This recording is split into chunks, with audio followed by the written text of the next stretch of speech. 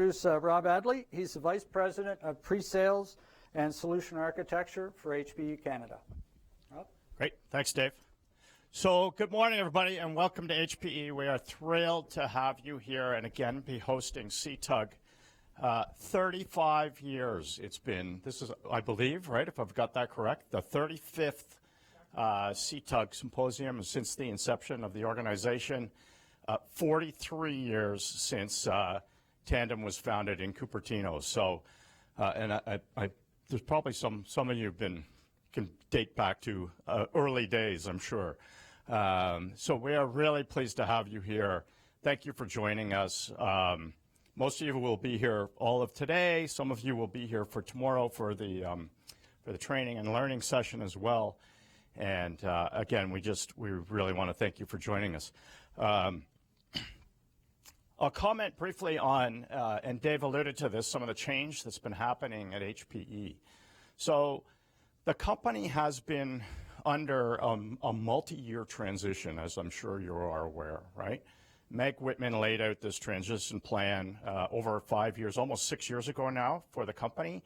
And we've been working through that plan aggressively, and we're kind of there now. We're sort of at the end point. I can tell you the company now, so going back almost 2 years or 2 years ago now to when we split between HPE and Hewlett Packard Inc., HPI.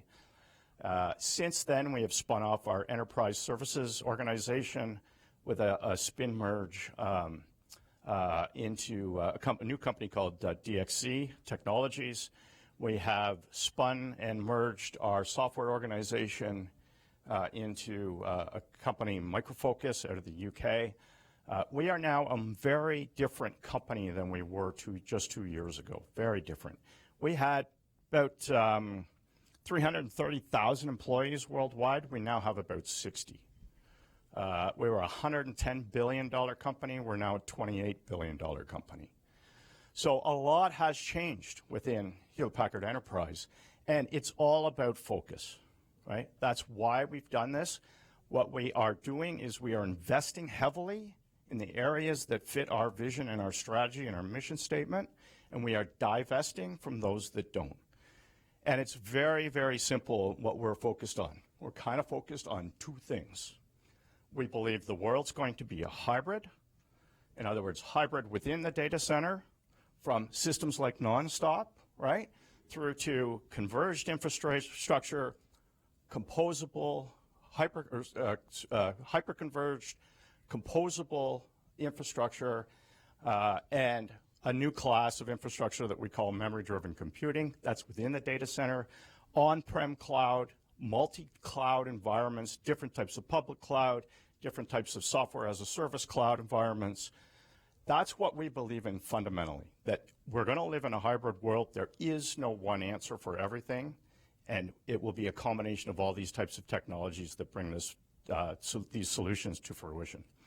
That's the first thing. The second thing is we believe in the growth of the intelligent edge, that computation needs to be done where the things, in terms of the Internet of Things, where the things lie, right? The simple example we always use is if you're driving down the highway in a car that's driving itself, you don't want that car to have to go out to the cloud to decide whether or not it should slam on the brakes. That would not work, right? And I'm sure that's something everybody can easily relate to. The computation needs to be done at the edge where the things reside. So these are the two fundamental beliefs that this company has, all underpinned by the belief that we need partners and partnerships and services to deliver it all, because this is a complex new world that we're living in. What I can tell you is in that hybrid IT piece, Nonstop is absolutely a part of that roadmap going forward, and we are heavily committed to our entire mission-critical strategy, not just the Nonstop piece. So the company is not divesting. We are investing in this area. We are also investing in some software services. People sometimes misinterpret our spin merge of the software organization as we're getting out of the software business. We are absolutely not doing that. Right? We're getting out of the software business that's not core to our underlying strategy. We are investing heavily in the software that is core to our strategy. We've purchased about 4 different software companies in the last 4 months, 5 months. So we are investing there, and we are investing in nonstop. We are investing in mission critical. So, the underlying message, I think, for this group and the partners that are outside is there is still lots to come. There is still lots of roadmap left in this product line and in the innovation and the execution that we're doing in that space. Okay. So with that, I think I'm going to turn it over to Rob. You're up next. Again, thank you. We're glad to be able to host this again. Thank you to all the sponsors who have come out and participated heavily. That's what really makes this happen. And thank you for your commitment, and for customers in the room for your belief and partnership and commitment to HPE. Thank you. Great. Thanks, Rob.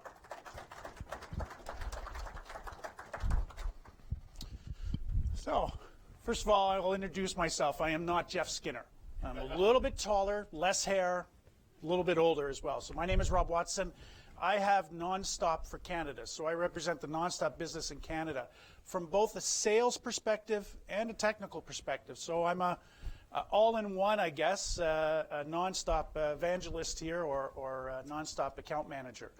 So as they queue up my presentation here, so first of all, thank you everybody for coming. I know a number of you I've met in the pursuits that we've had. I'm going to be talking about the direction that Nonstop is, and a lot of it's going to be based on the theme that Rob talked about. That's not my slide. If I'm going to talk about a spreadsheet, I'm in trouble. It doesn't have numbers on it.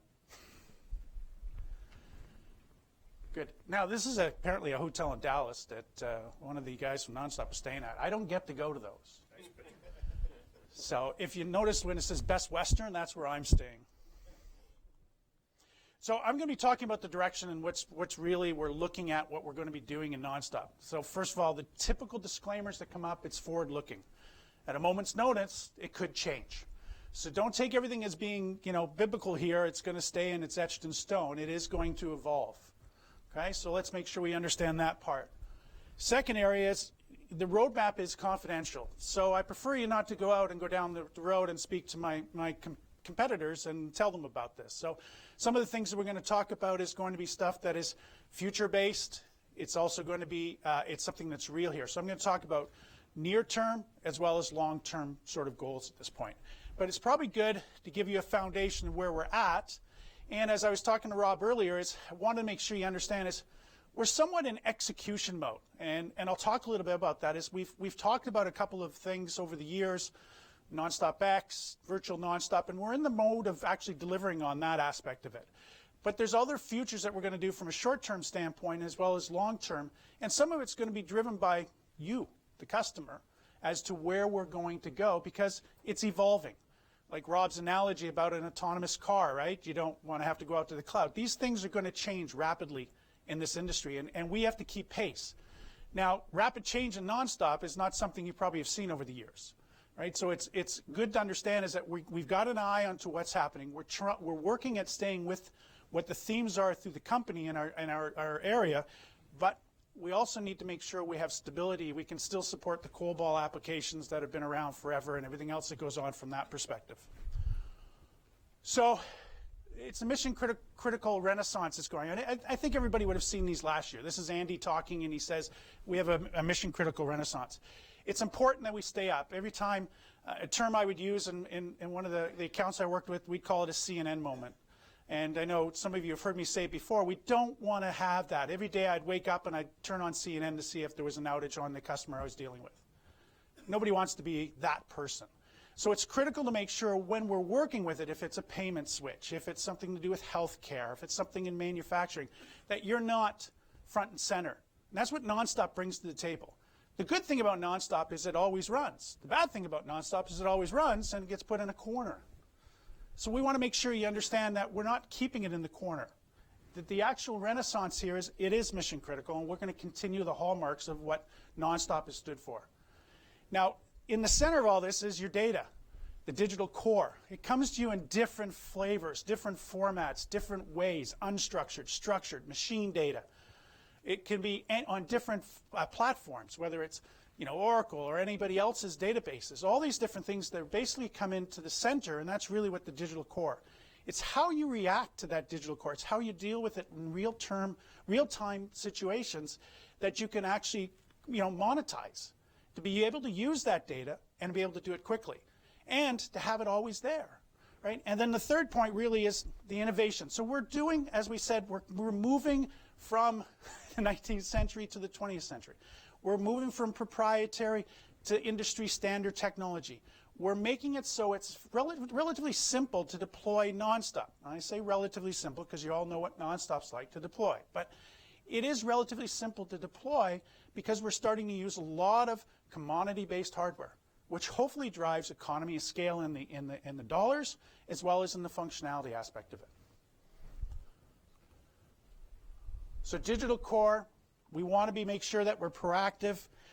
We're looking at ways of obviously monetizing it. If you can't show an ROI, you probably shouldn't be doing it. Or you're working in healthcare, right? So that's the key to make sure you understand. You've got to monetize it. We have to be fast. If we can't keep up with the rate of business, then it's no sense, again, doing it. It's all about the ROI. It's all about the ability to move quickly and to make sure that you can respond to your customer requirements, no matter who your customer is, whether it's internal, external, it doesn't matter. And of course, the hallmark of nonstop is the continuity, to make sure it's always on, always there, always available in a 24-hour market. It's like, I guess the term, I had Bell Canada at my house fixing my internet, and I kept telling them, you told me to move to 5, so why is my internet always down? I want dial tone, right? And they look at me and go, oh, okay. The technician didn't understand what I wanted, but really what we want is something that when you walk in the door, you flip on the switch, it's there. Your data needs to be there. Your systems need to be there. You have to be able to do that, right? And if you can't, then you should be asking why you can't, right? So where are we? Most of you have probably seen this slide, so let's just talk a little bit about this. So the platform, we're going to start at the top and work our way down. And we're going to start from the left and read to the right because we're in Canada. Right? So Itanium processors, and when we look at it, non-stop buy, which is basically the Itanium area. So that system will continue for now and for the future. There is no end of life for the Itanium product line. There may be end of life for particular processors, but not for the Itanium product line. But you have to keep in mind is it was based on a proprietary interconnect with ServerNet. Okay? It's using a different version of the software. And our future direction is to move as many as we can to nonstop X. And there's good reasons why. It's not just because we want to. We're using Itanium-based hardware. We still have the hallmarks of what nonstop is about with the scalability and the availability aspect of it. Very critical for us to make sure. This will stay. I want to make sure I say this 4 times. This will stay. Don't get worried that we're getting out of the nonstop I business. If you want to stay on nonstop I, as some of the customers here have already done, please stay on nonstop I. But understand where the innovation is going to come inside of HP is on the nonstop X platform. Okay? Now let's look at nonstop X and virtual nonstop. It's important to understand is from a hardware perspective, it's basically the same.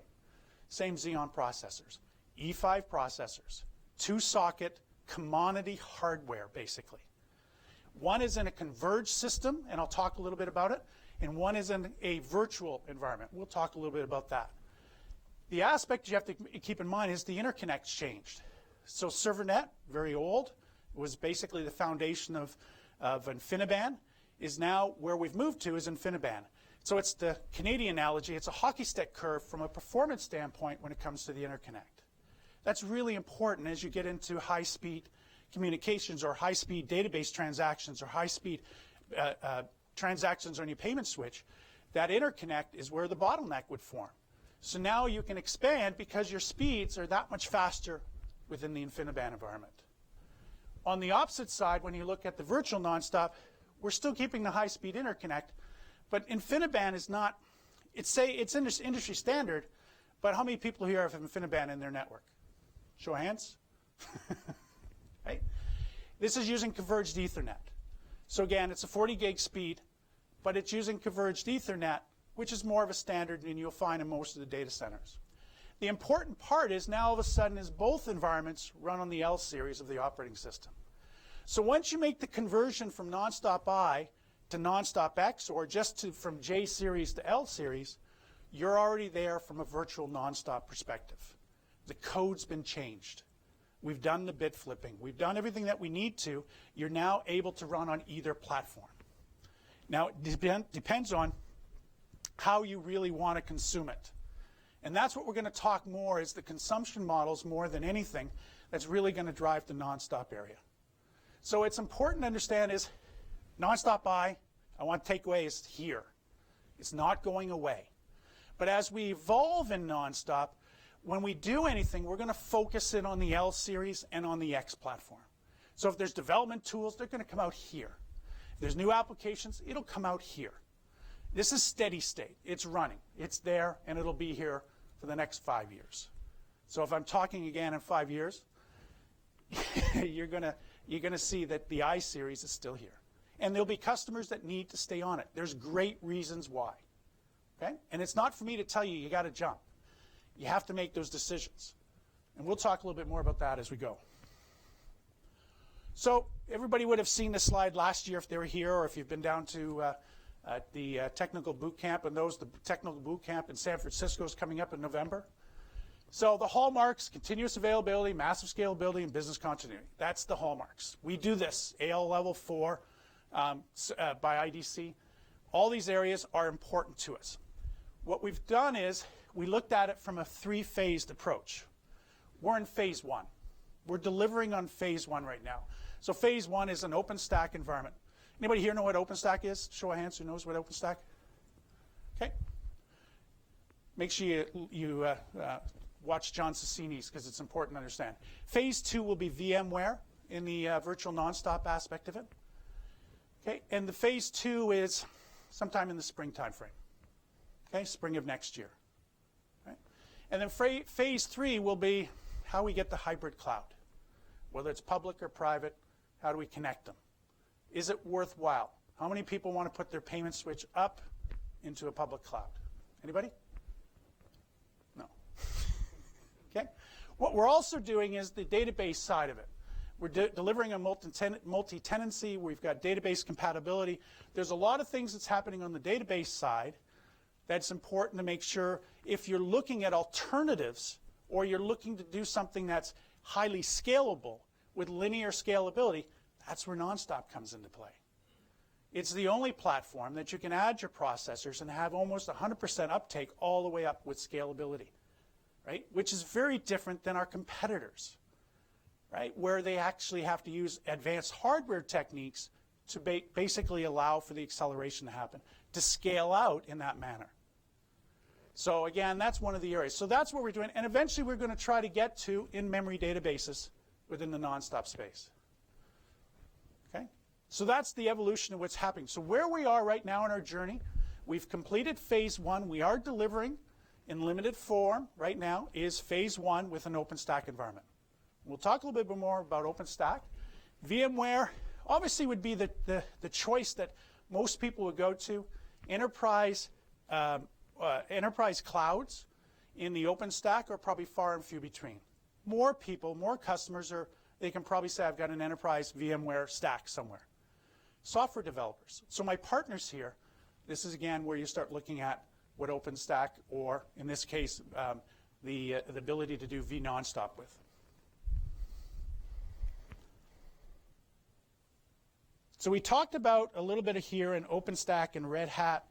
We started off with Ubuntu. We really didn't do too much with Ubuntu. We really focused on Red Hat. I know what you have to do is you have to understand which OpenStack you're going to pick. And that's important. John will talk a little bit more about it. From a VMware, this is where we're really pushing probably more of the efforts at this point. It's in the labs. It does work in the labs at this point. And they're looking, well, they're starting some beta on the VMware side of things. So we're going to be ready, like as I said, in the spring timelines. And this is the question that really comes out to you, the customer, is as we look at it, is the evolution. Do we move to private, public, hybrid? How do we actually consume it now?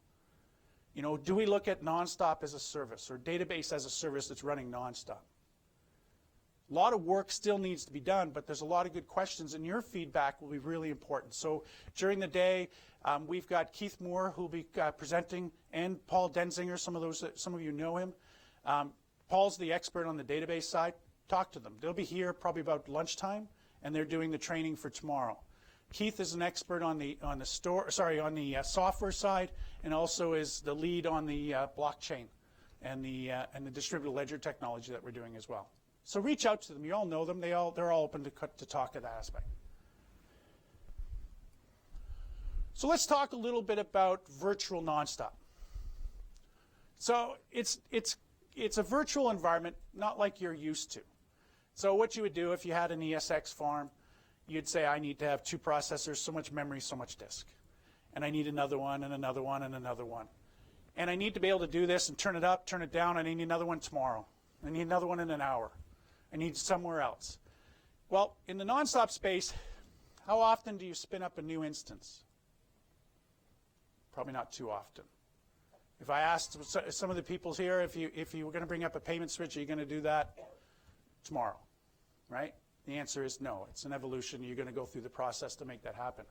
What nonstop, well, in the case of the virtual nonstop aspect of it, what we're using from an OpenStack perspective is obviously the Newton services with all these sort of fancy names here, which are almost like science projects, but these provide services to the environment. So you're creating your virtual computer, more or less.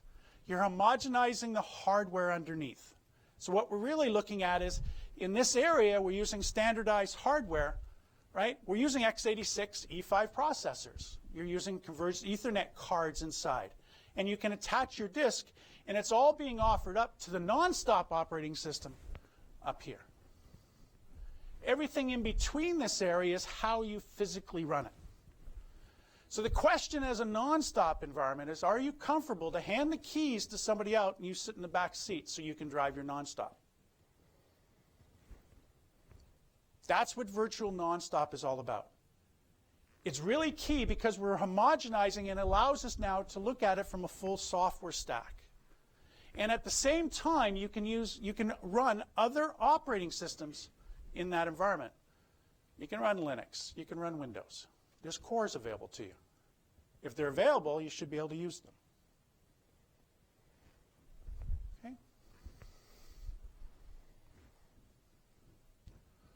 The database is part of the phased approach then. We're looking at, obviously, database services. This is database as a service. We're looking at it also from database compatibility. In order to really attack the database market, you're going to have be compatible with Oracle, right? So we have database compatibility. We need to be able to do analytics on that database to understand what's going on. We have tools, and it's important I don't have a lot of depth in this myself, but if you are looking at this, let's grab Paul. If you have questions on it, we'll grab Paul Denzinger, and we can talk more in depth of it. But the important part is that it's evolving. SQL MX is here. It's staying. It's not going away. And we're evolving and spending R&D money to make it more compatible with the environment, to be part of your digital core. And the key is it's going to be part of it. It can be, if you'd like, and it has true scalability with the utmost. So in the hallmarks we're talking about is it's got to be available. Well, here it is. It's got to be scalable. Here it is. We can monetize. This is what you can do. It's a relational database. It's set on SQL standards from ANSI. This is something that you can look at is, how do you utilize possibly your nonstop systems better? How do you drive more users to your nonstop environment? This is an area that you can look at. If you're not using database on it right now, it's an area. But you have to, if you're interested in that, we need to bring in the experts to make it happen for you. So it's an evolution. It's part of the cycle that we are. We're delivering on a number of things in the database side of things today, right? What we're looking at is of expanding the compatibility, adding more tools from an analysis standpoint, and actually looking at how we can optimize workloads and handle real-time data. Wouldn't be nonstop, and if Keith was here, he'd say, talk about the software, right? Talk about the development tools. So the development tools are there. It's not just the the old software coding that you're doing. It's not COBOL. There's modern tools. So the students that you're trying to hire that is using Java, that is programming in Python, they can come in and use the same tools that they've used to, and it really becomes a hardware agnostic type approach. So how do you get somebody to code and not really worry about the hardware? This is how you do it. Let's have frameworks in place. Let's make sure we can do all these things. We have compatibility, Java 7, Java 8. If you're on Nonstop X, you're on Java 8. All these things become a variable that allows you to actually possibly bring in new talent that can start doing coding, right? That will actually shape and change what you're doing right now.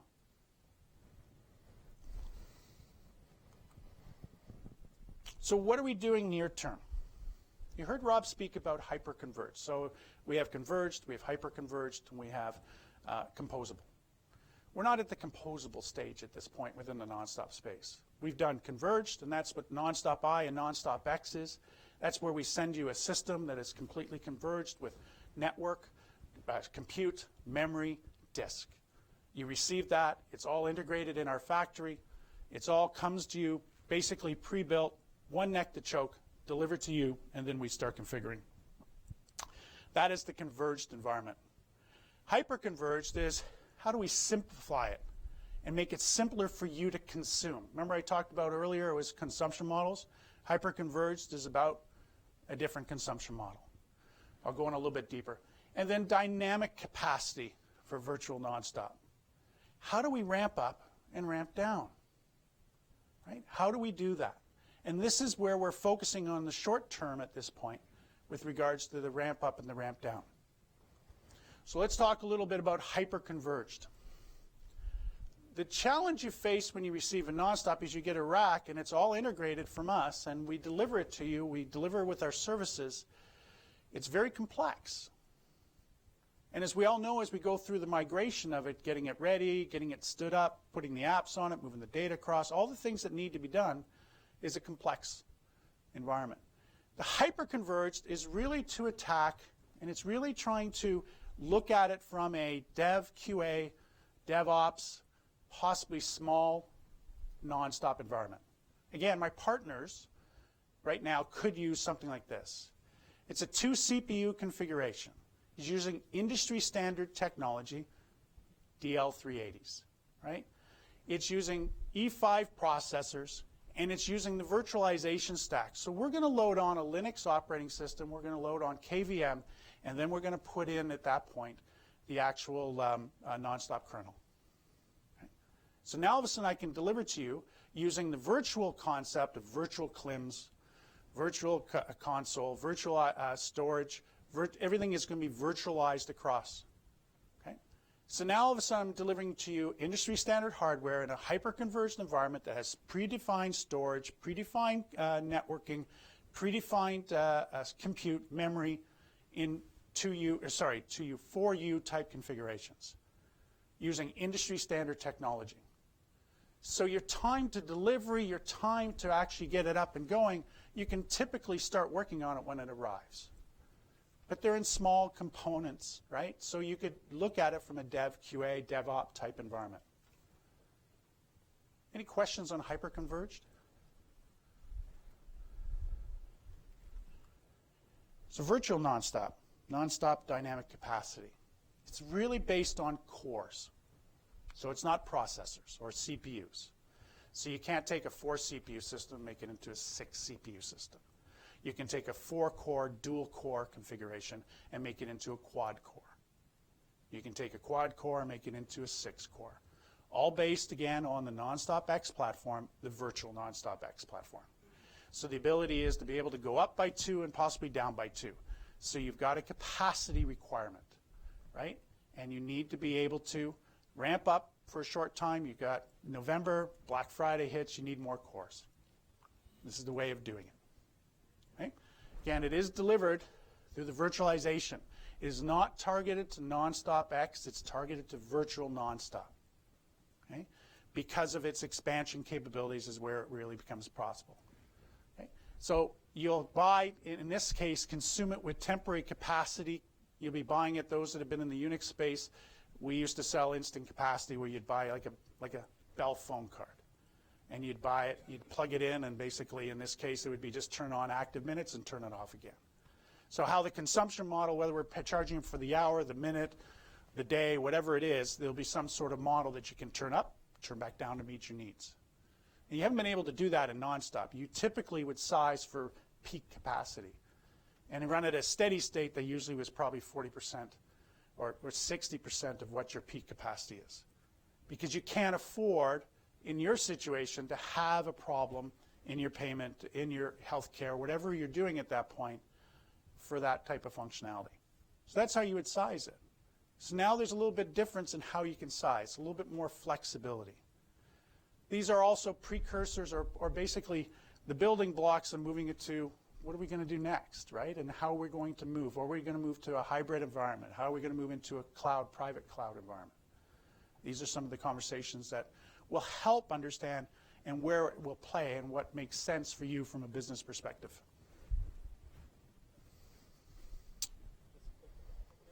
There we go. Great. So long term. These are basically what's hot in nonstop back in Cupertino. What Andy is thinking about in regards to where we're going from our offerings at this point. We're exploring all different areas. We're open for business. This is not a business that's going away. It's growing. Our numbers for this year have exceeded what our numbers were for last year. We're growing market share. The business is growing up and to the right. Okay, so we're not necessarily losing customers.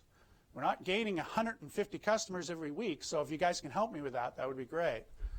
But we're not losing them, and we're focusing in on different areas, right? And we're looking at it from a market approach. So take the technology that we've built. Here's the foundation. Nonstop I, Nonstop X, virtual nonstop. Database compatibility. Virtualization for up and down capacity situations. These are the things that we've built, and as I said, we're executing on a lot of things, and we're looking towards the future, and we're aligning ourselves with the company directives too. Converged, hyper-converged, and eventually composable. Do we sit on those that know anything about the other side of our business? Do we sit sitting on top of Synergy? No, we don't at this point. We're using standardized E5 processors in the Nonstop X. So when you look at virtual nonstop, believe it or not, you could build your open stack not on my hardware. Shame on you, but you could, right? And you could go off and buy Fred's E5, server if you wanted to, or Dell's. Right? But at that point, you have the ability to change what you want. You can pick the storage that you want underneath because it's been virtualized. The key is the homogenization of the actual hardware. That's what VMware and KVM does from a software perspective. So when you really start looking at it, it's isolating the operating system, and the secret sauce of Nonstop is that operating system. Right? And that's where we're looking at, and this is using it. In the blockchain end of it, get some time with Keith if you're looking at it, distributed ledger technology. We're playing in that in a big way. We're working with basically R3's Corda on Nonstop. It's Java. The problem with it, and the Bank of Canada even talked about it, is the R3 Corda distributed ledger technology is not enterprise ready. How do you make it enterprise ready? Put it on Nonstop. It makes it enterprise ready. Just from its inheritance of the actual environment itself, from the always-on infrastructure, the Nonstop allows it to become enterprise class. So if you have something that's Java that people are looking at, you can make it enterprise class by putting it on top of Nonstop. So I'm at the end at this point. I'm not sure how my timing is. I'm probably a little bit early. So we'll open it up to questions. It's really a good time at Nonstop. I can't believe I joined the Nonstop group. I've been with HP 20 years. And from time to time, I've dabbled, ran into Jack every once in a while and said, what do you really do? And he finally told me. So 2.5 years ago, I moved on to the Nonstop. I've got 20 years inside of HP, and I looked at it, and I get people ask me, why would you do the Nonstop? Well, it's growing. Right? I'm a sales rep and I have a technical background. It's technical. So from a personal standpoint, I'm very interested in it. I've got a vested interest. But it's important to understand is it's not what we had before. It's not proprietary. It's industry standard. We're embracing and basically hugging the industry and saying, Bring it on. We can make it work. How many processor changes have we gone through? The original processor, we had MIPS, we had Titanium, so EPIC. Now we're moving back to x86. We know how to change. We know how to migrate databases. We know how to do all this. We know how to innovate. And that's what Nonstop, who's been around for 45 years, I think the time you said? 43 years. That's how we've survived. Now, we don't have all the applications. Part of it is you guys using your creativity to say, what else can you do? Look at it from that aspect of it. How do you bring workloads to it? If there's a problem with a database out there, because it's down more than it's up, put it on top of SQL MX. Let me know. I'll get you a trial license. You can give it a whirl if you don't have it. But we're excited about it because we're moving along and we're delivering on what we said we were going to, and we're going to continue to deliver. And we're aligning at this point where we've gone through some massive changes. We're aligning to the company principles too. So it's not an orphan inside of HPE, sorry. It's not an orphan inside of HP. It's here to stay. They're investing in the people. They're investing in the technology. We're putting a ton, and in the mission critical side of things, we're the mission critical in our mission critical environment, more than ever. HPUX is still in it's a steady state mode at this point, right? HANA appliances, what is SAP doing at this point? They're looking at TDI, tailored data system, basically, data environment. Put it on best of breed. So when you start looking at what mission critical is, Nonstop. So with that, I'll stop talking. Is there any questions? Put anybody on the spot? Yes? You said you're going to keep the Titanium around for a while. Yep. Hello? You're going to keep the Titanium around for a while. Why? Well, there's some customers that can't move to X because of business reasons. Isn't it just a migration? It is a migration, but there is still a recompile that has to happen, right? It's not an extensive, those that have moved from S to I, it was pretty big. There's a lot of technology changes from an S to I. And if I get too deep, I got somebody in the back that'll keep me honest. But the move from S to I, it was very dramatic because we changed a lot of things. The change from I to X is not as dramatic.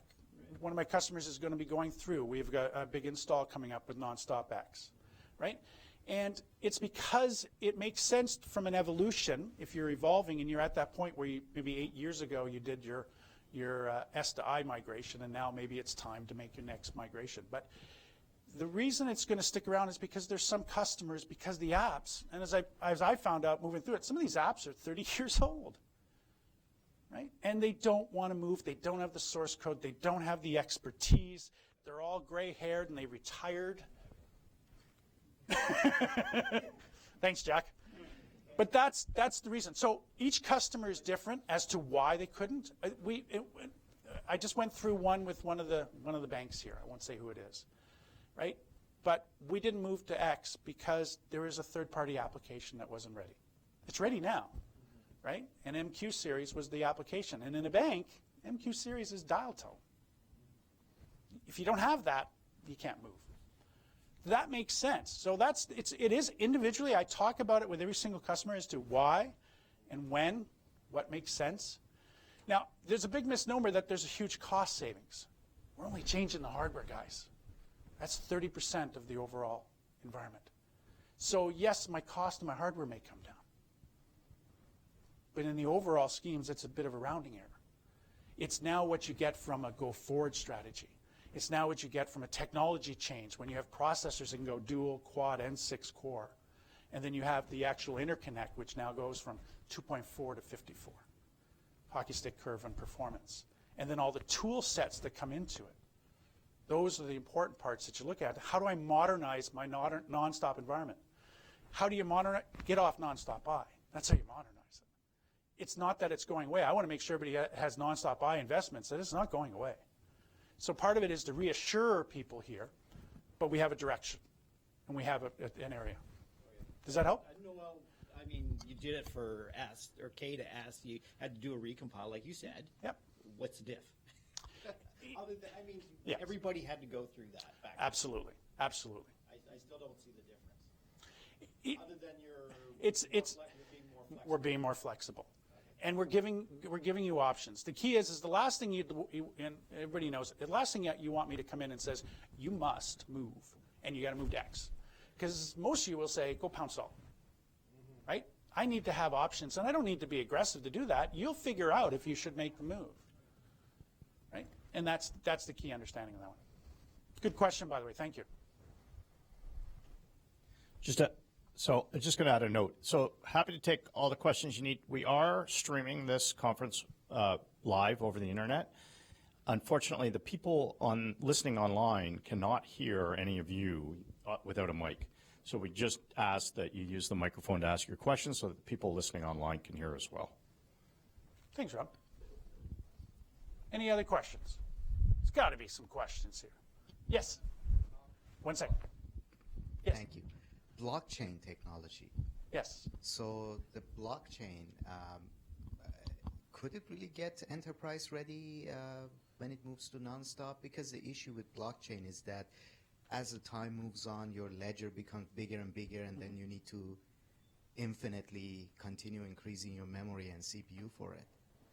Yes, and I don't think I'll be able to answer that question, so I'll grab Keith and make sure you and I talk. But what I understand right now, the blockchain, it depends on your implementation, right? So we're looking at it's focused on distributed ledger technology. And that's really targeted towards an arbitration of a single, either private or public type ledger portion of it. So the growth aspect of it, I don't know. It's beyond my depth at this point. So I'm going to defer that one to Keith. Okay. Thank you. No problem. I lack a little bit on the blockchain. Now John, do you know anything else? Can you grab a mic for him?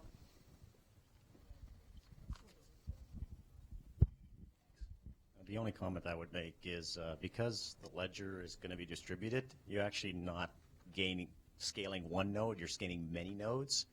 So there's scale is gained by distribution of the ledger. That's kind of the focus. That's the whole idea.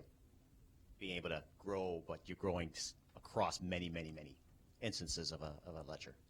So the scaling factor comes into bear, but it's also easy to scale because you're actually just scaling in minute areas in different areas of the application or the ecosystem. So that's what I'd add to that. Did that help? Okay, and what we'll do is we'll grab Keith and he'll talk more in depth. He's actually doing it. He's creating, we've actually had a demo down at the last, whatever it was, I think it was Discover we did. And he had blockchain running on a distributed ledger technology using the Corda technology, right? It's targeting more to the banks, right? And it really is, whether you have a private, so you could do it between interbank if you've got a way of doing payment. One of the things we're looking at is BES as an application. It's doing the SWIFT money transfer. How many days does it take to do those transfers? Is there a way of incorporating it now so that you have a ledger that's distributed across there that is not a public, so you don't have to have multiple arbitrators? You just have one. It could be the Bank of Canada, something to that effect. So there's good applications. Canada is probably an easier place to deploy than the States because there's a lot of regulation and governance coming down from the Bank of Canada. Okay. Questions? Anything else? Yes. Okay, so the sexy stuff that you talk about in open source world and AWS and all that kind of stuff is like Docker and Kubernetes and all of those tools that play well with the cloud. Right. So it sounds like, because you point out that Nonstop X sits on a KVM that sits on Linux. Is that something, in Linux, you need something like Linux to run in a Docker container that can then be run in a cloud? Right. Are you close to that kind of thinking? So Docker's not a factor in this case at this point. It is truly a KVM type setup. Right. So we're not using Docker in the nonstop space. Now Docker is prevalent within our other strategies that we have as well, and I'm going to ask John to speak a little bit to see if he can add a little bit more on that. Do you have a mic? Briefly, The instantiation of virtualized nonstop sits on KVM, which is a standard hypervisor in the open source market. Multiple vendors distribute that. The container itself, or Linux container, is actually a different technology, but it also sits in a Linux kernel. It's just a different way of implementing virtualization. Today, we're actually putting nonstop on top of a virtual engine, be it KVM. Tomorrow it'll be VMware. In the future, it might be a container, but right now it's not. So those are distinct technologies. But to your point, what you can do in the OpenStack world, you can actually deploy containers at the same time as you're deploying virtual nonstop. They don't obviously sit on the same platform per se, but they could, because you have extra cores that you're sharing. You could run a container next to a vCPU from a nonstop system. So that's available to you as part of that OpenStack implementation.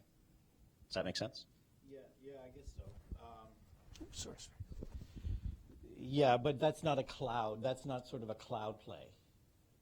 I guess that's my only, right? Because that's on a, you're talking about your own Linux servers. Okay, so from a cloud perspective, so think of it as if you want to extend some services, today there's basically a set of services that OpenStack provides. Tomorrow there's going to be more, and I'll talk about it in my session. But the point is, you may not have a service locally on-prem that you need, like DNS as a service or Active Directory as a service. You need an external cloud to support some of those services. They might not be where Nonstop is running, but Nonstop could be using those services in order to support an application. So the point is, if you have an ecosystem where you need a service that's outside of your premise, you can consume that as part of that cloud.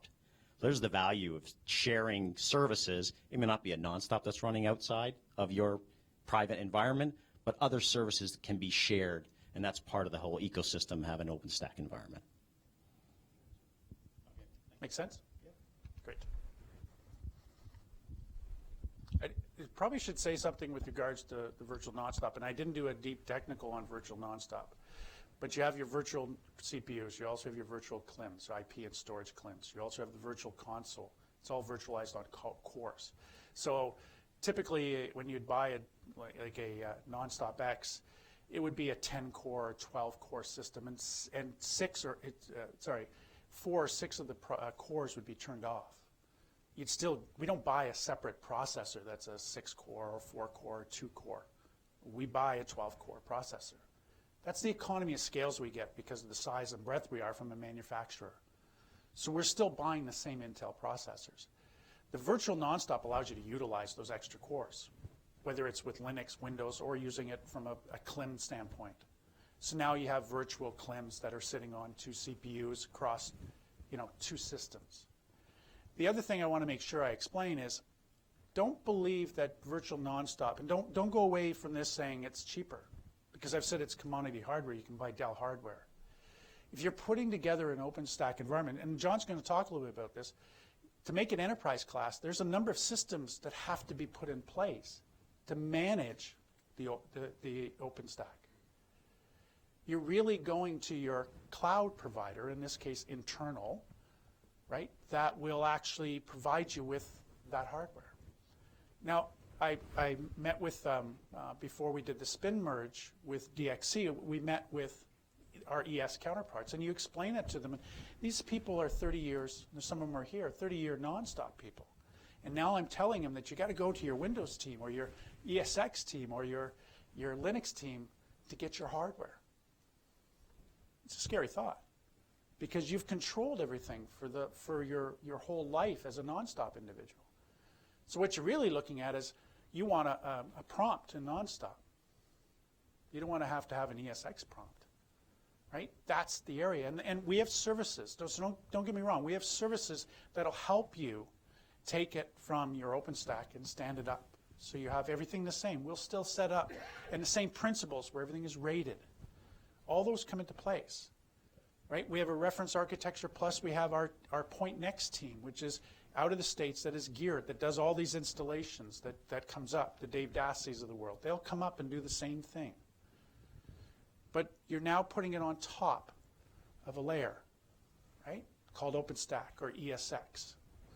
maybe eventually Docker, right? Whatever it is. But that's what you're doing on. So really the secret sauce of Nonstop is not about the hardware. It's about the software. And that's what we have to keep in mind as we're looking at this. It's about physically changing what we're used to. If you're not, and my manager always tells me I have to feel uncomfortable. I feel uncomfortable sometimes. But you're progressing and you're evolving. Now, we don't want to be uncomfortable to the point where you have failures at all. So we're stepping forward like we typically do. What I noticed moving into the Nonstop division was everybody runs to the fire. Nobody runs away from it. So to us, to me personally, and I've been on, I've delivered on a customer with 50,000 nodes in an open Nebula environment. Right? So it's a different thing for you. It's not necessarily cheaper. It's different, but it allows you some evolution, and allows you to grow, and allows you to use things differently. You know, we have our friends from Gravicure. Maybe from a development standpoint, it's easier for them to say, I got a customer sat, I need to pull up something quickly to be able to test virtual nonstop. Perfect. Bring up a new instance. I can now emulate your environment. Right? And it makes it simpler for them. Is it for production? Only you guys can answer that. I'd probably say not right now, but it's your choice. The key is, as my slide says, it's about choice now. And we're evolving. We're not standing behind and saying we're behind the industry curves. We're right in the front. We're right there leading it, conservatively. Any questions? Anything else? Yes. No, I like this.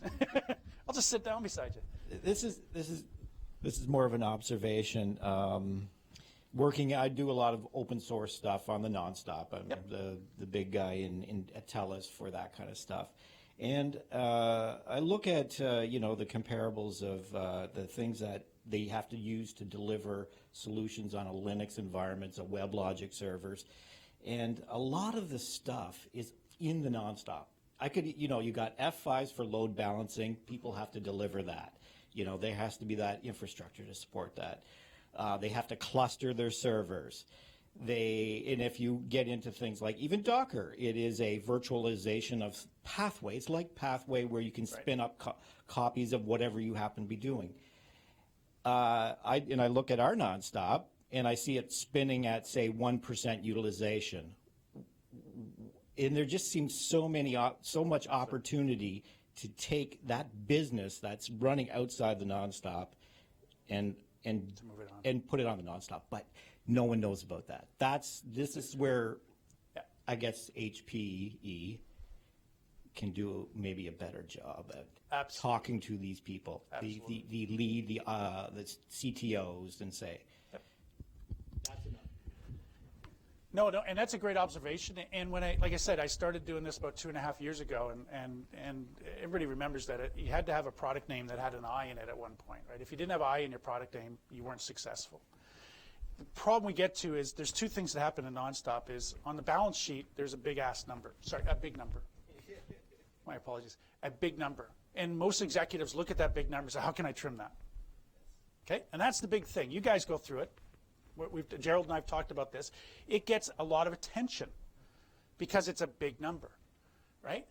And that's the good thing about Nonstop, as I started off the thing, is it's always on. It always works. The bad thing is it's always on. It always works. Because the squeaky wheel gets the oil. And when I've talked to one of my other customers and said, hey, guess what? You could put it on your VMware farm, essentially. And the gentleman that I was talking with is a lot more colorful than I was. Said, not in your life am I going to put it on a VMware farm, right? But the executives and out of the group, let's say just the group here, not many people know about it. And it's viewed as proprietary. And it's viewed as being, why it's not modern. Why would I go there? So part of what I do as an account manager as well as on the technical side is just educate and explain that I can run SQL MX. I can run the tools that you want to have. I can do these things. And they look and they nod, and it's like the 4 times rule. I'm going to use the 10 times rule. Maybe somebody will listen at some point. But you're right. It is we have to do a better job. And part of what we've been doing for the past 2 years is, I'll be honest, we've been probably more inward focused because we have to do a bunch of spin merges. We have to right size the company. And the Nonstop division actually has been innovating along that way. And that's why you see Nonstop X, virtual Nonstop, and you're seeing hyper-converged. We're getting in line with everything else as we figure out our new business. There's two terms you're going to hear is Point Next, which is our TS organization, technical service, that's the new name for them. And they're bringing on more resources to do more services, and they're helping out, they're doing on the Nonstop space. The second area is HB, let me make sure I get this one right. HPE Next. HPE Next. That's an initiative that Meg put out. So don't confuse Point Next and HPE Next. I get confused. But the key is that is where we're trying to now say, okay, we've done HPI, we've done DXC spin merge, we've done the Micro Focus, we've acquired a couple of companies, Nimble and all these different companies. Now we're figuring out what do we look like, and now we can look internally a little bit to now figure out how we evolve as a company and what systems we need to have in place. How do we make this all? And this is all part of it. But you're right. We have to do a better job. I know I talk about it. Everybody that's met me in here knows that I talk about that on a regular basis, maybe to nauseam. But you are right. It's something, it does it. It's now getting more relevance in the data center. And the way you get relevance is success after success, and it's maybe one at a time. I use the phrase, how do you eat an elephant? One bite at a time, right? I don't try to. It's too big. Any other questions? Yes. Yes. You said Nonstop was expanding. Is it expanding into the manufacturing? We have capabilities in the manufacturing end of it. It's probably the area that's probably decreasing more than anything because people have moved from, like you have to have applications to go with it. It's like in the healthcare space. I have a couple of healthcare customers, and they're getting off the application, or the application which was by GE is no longer wanting to be in that business. So part of it is you got to drive some of it. We need better applications. We need to have some of it. So I'm going to look at Grav and say, give me a manufacturing application, right? Or it's something like that. So we are moving in there. A lot of times it's inventory management, right? And this is something you've got multiple feeds from all the different disparate areas and coming back in. We can look in, we're looking at manufacturing, and we do have some applications. I can get somebody that if you want to talk more about it, but, okay? Same with utilities? I don't know if I can answer the utility question at this point, but. Because they have to run Nonstop like that. Well, and the thing is with utilities, you're really looking at Internet of Things, right? Everything's starting to go out to the edge. You're looking at control mechanisms and information coming back. So the answer is, yeah, absolutely, we could do that. We have an Internet of Things practice, and we're looking at, and not just from Nonstop, but in general with the business too, because this is all about the digital core and also everything, all the decisions are being done at the edge. Right, so we have systems that actually allow you to do database analysis at the edge, feed that information back to your digital core. Your digital core could be sitting on Nonstop. Okay? Thank you. Okay. Is my time up? I'm getting a nod. So at this point, what I'd like to say is thank you very much. You've been a great audience, and I do appreciate it. I do apologize for Jeff not being here. He does send his regards. It wasn't something that he could control too much when Meg, our CEO, said, I tried to pull rank, but it didn't work. But if you do need to meet with Jeff, if you are going down to TBC, he'll be there. And I am trying to get him up here as well. So if there's anybody, he's just in Chicago, so it's just a bit of a jump for him to come up to this area. With that, I'm going to pass it over to Dave. Me, yes. Thank you, Rob. Excellent. Thanks. Okay, some great discussions, and we're right on schedule, which is great. So we're going to have break now, and actually the next session really fits in with what we've been talking about because it's a story about migrating to X with a payment platform. Yash from Omni Payments is going to do that for us. So we're going to have a 15-minute break. I did want to just go over one more facility thing. So I didn't talk about the washrooms. It's a little different again because we've got glass walls along this side now. But when you leave here on the right side, there's a hallway, and the women's washroom is on the far side of the elevators, the men's on this side. And that's pretty much it. The break will all be in this area here with the vendors, and it'll be 15 minutes. We'll ring the bell again to bring everybody back. Thank you.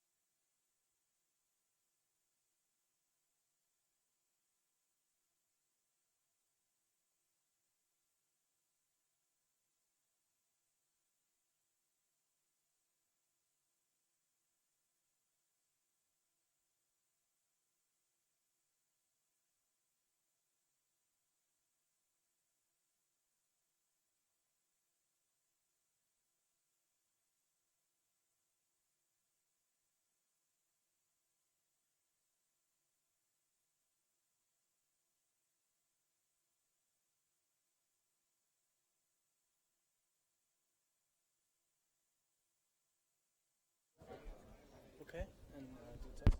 Hello, hello. Yeah.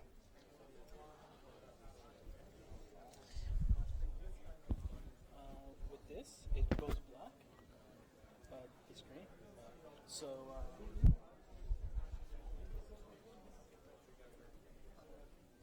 I don't need that. I just need the front back. oh, okay, she's changing. Yeah, so if you press that at the bottom, just avoid that because it'll make the screen go black. It's off.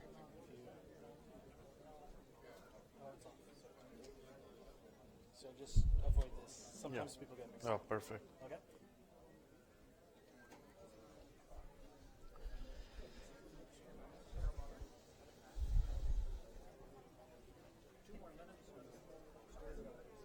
Perfect. Will do. 15 minutes. Yeah, it's perfect. Yeah, more than enough. Yeah, yeah. This is good. I think I maybe even done earlier, so that'll be fine. That's good. And We'll then- have some questions. And Yeah, just throw it out for questions.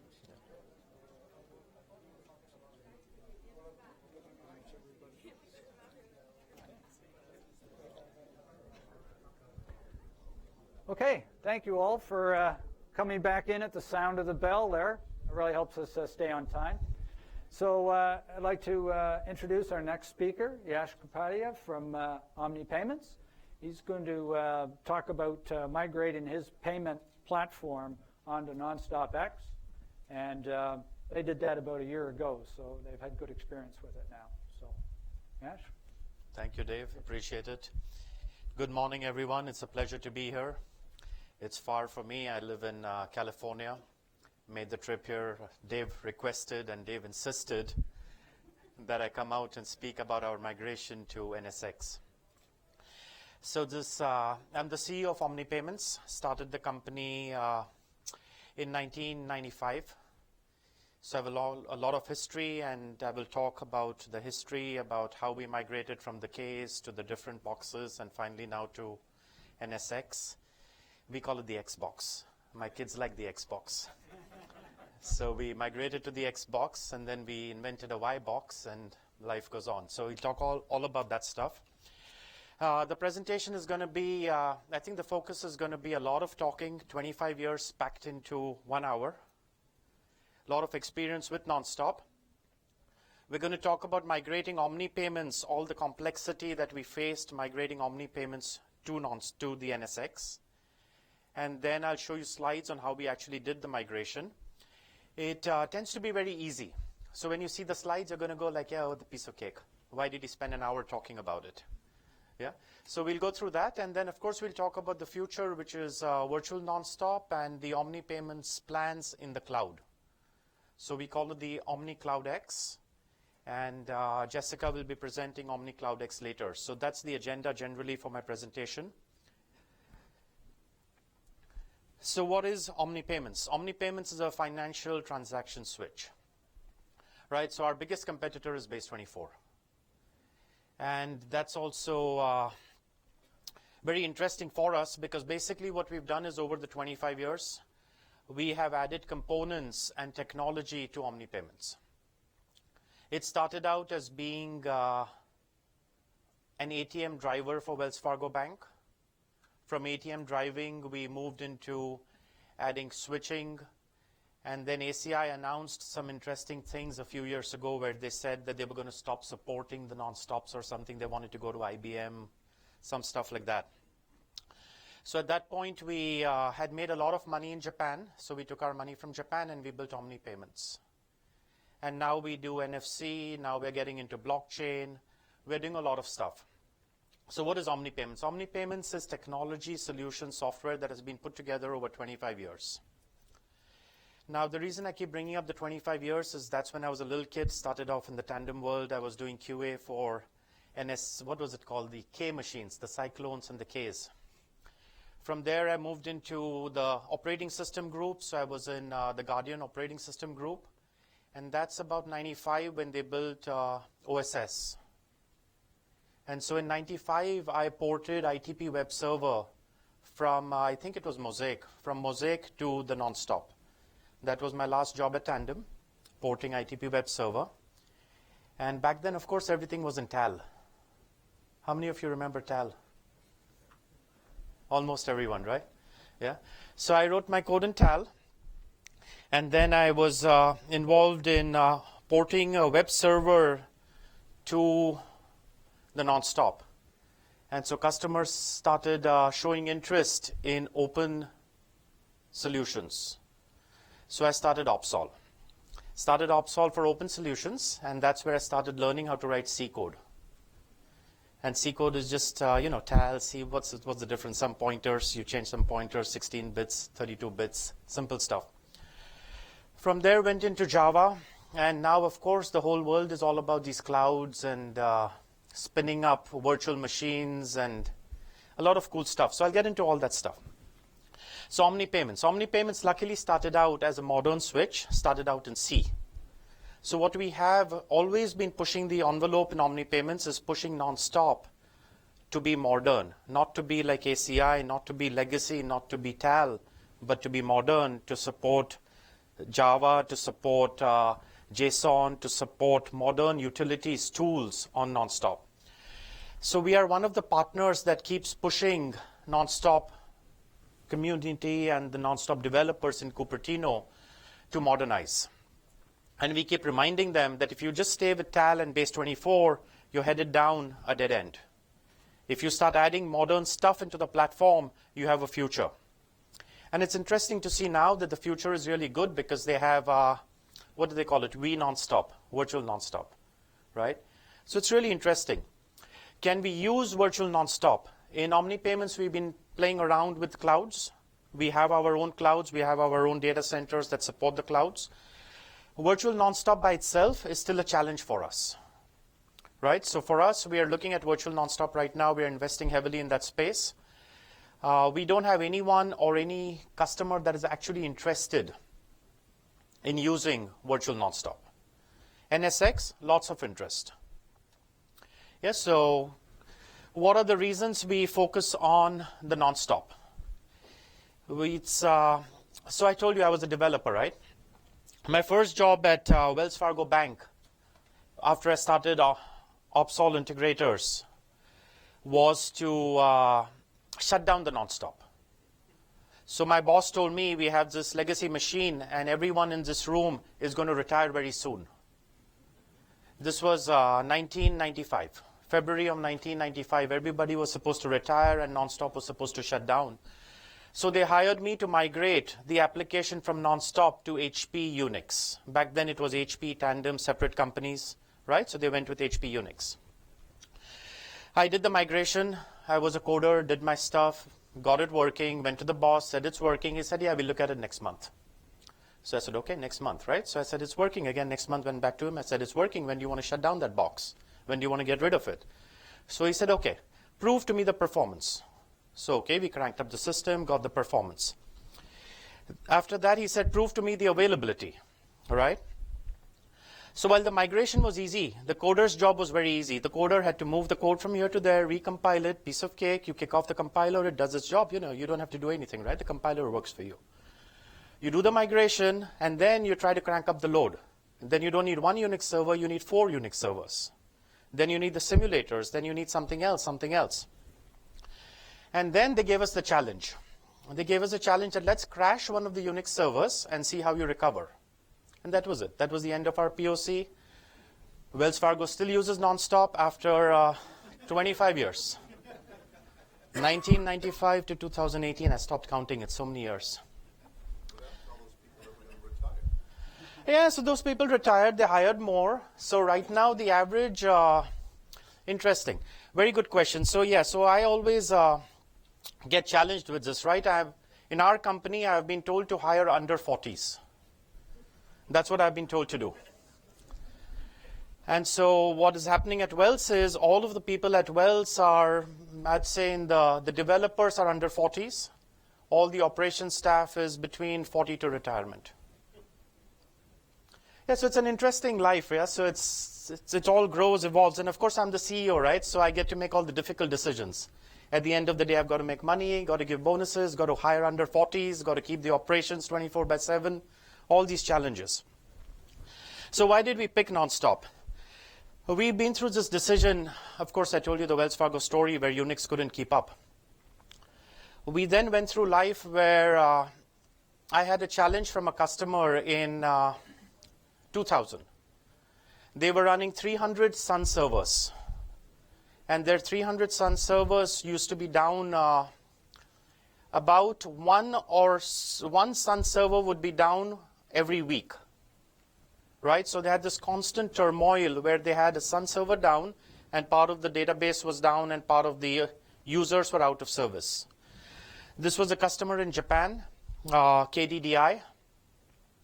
And so KDDI had this problem and they came to HP and they basically said, we want to buy HP because it's available. But we will buy only if you can prove to us that you don't lose a single message. So HP came to us as Opsol back then. And there was a solution called Omni Messaging. So we were told to port Omni Messaging and to support Omni Messaging. We acquired the IP from HP. We ran again, coding is easy, right? We took it from HP, coded it, put it on the platform back then. I think it was S machines. Put it on the S machines, got everything working, got it going. And then, of course, the customer said, now we are going to stress it. We are going to crank it up to 80% CPU busy on 2 nodes. And then while you're at 80% CPU busy on 2 nodes, we are going to pull a CPU. And we are going to pull a disk. So we're going to pull the CPU, pull the disk, and after that we're going to see how you recover. If you recover fine and no message is lost, if you do not lose a single message, then there is a future for nonstop, otherwise we stay with Sun. Right, so that was the challenge.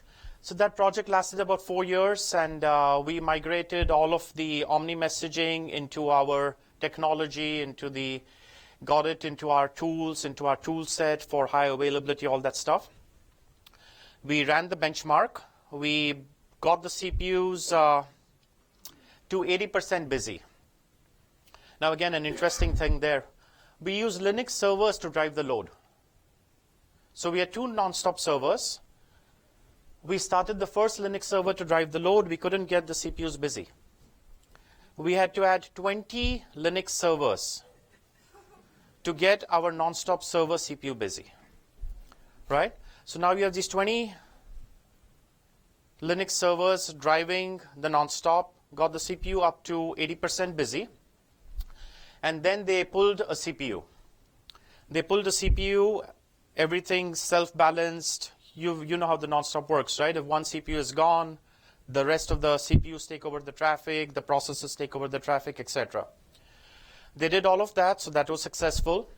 And then they pulled the disk, and they checked to see if we had lost messages. It took about a week.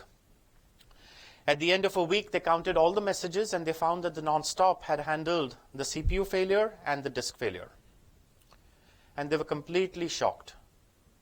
They used to have these Sun servers fail, and they'd be out of service for a week, and then their operators, their database guys, would have to spend weeks to recover the database and to restore service. Big success. The customer ended up buying 3,000 nonstop CPUs. Right? So they went from 300 Sun servers to 3,000 nonstop CPUs. So that was the story at KDDI. So I was lucky. I spent 4 years of my life in Japan.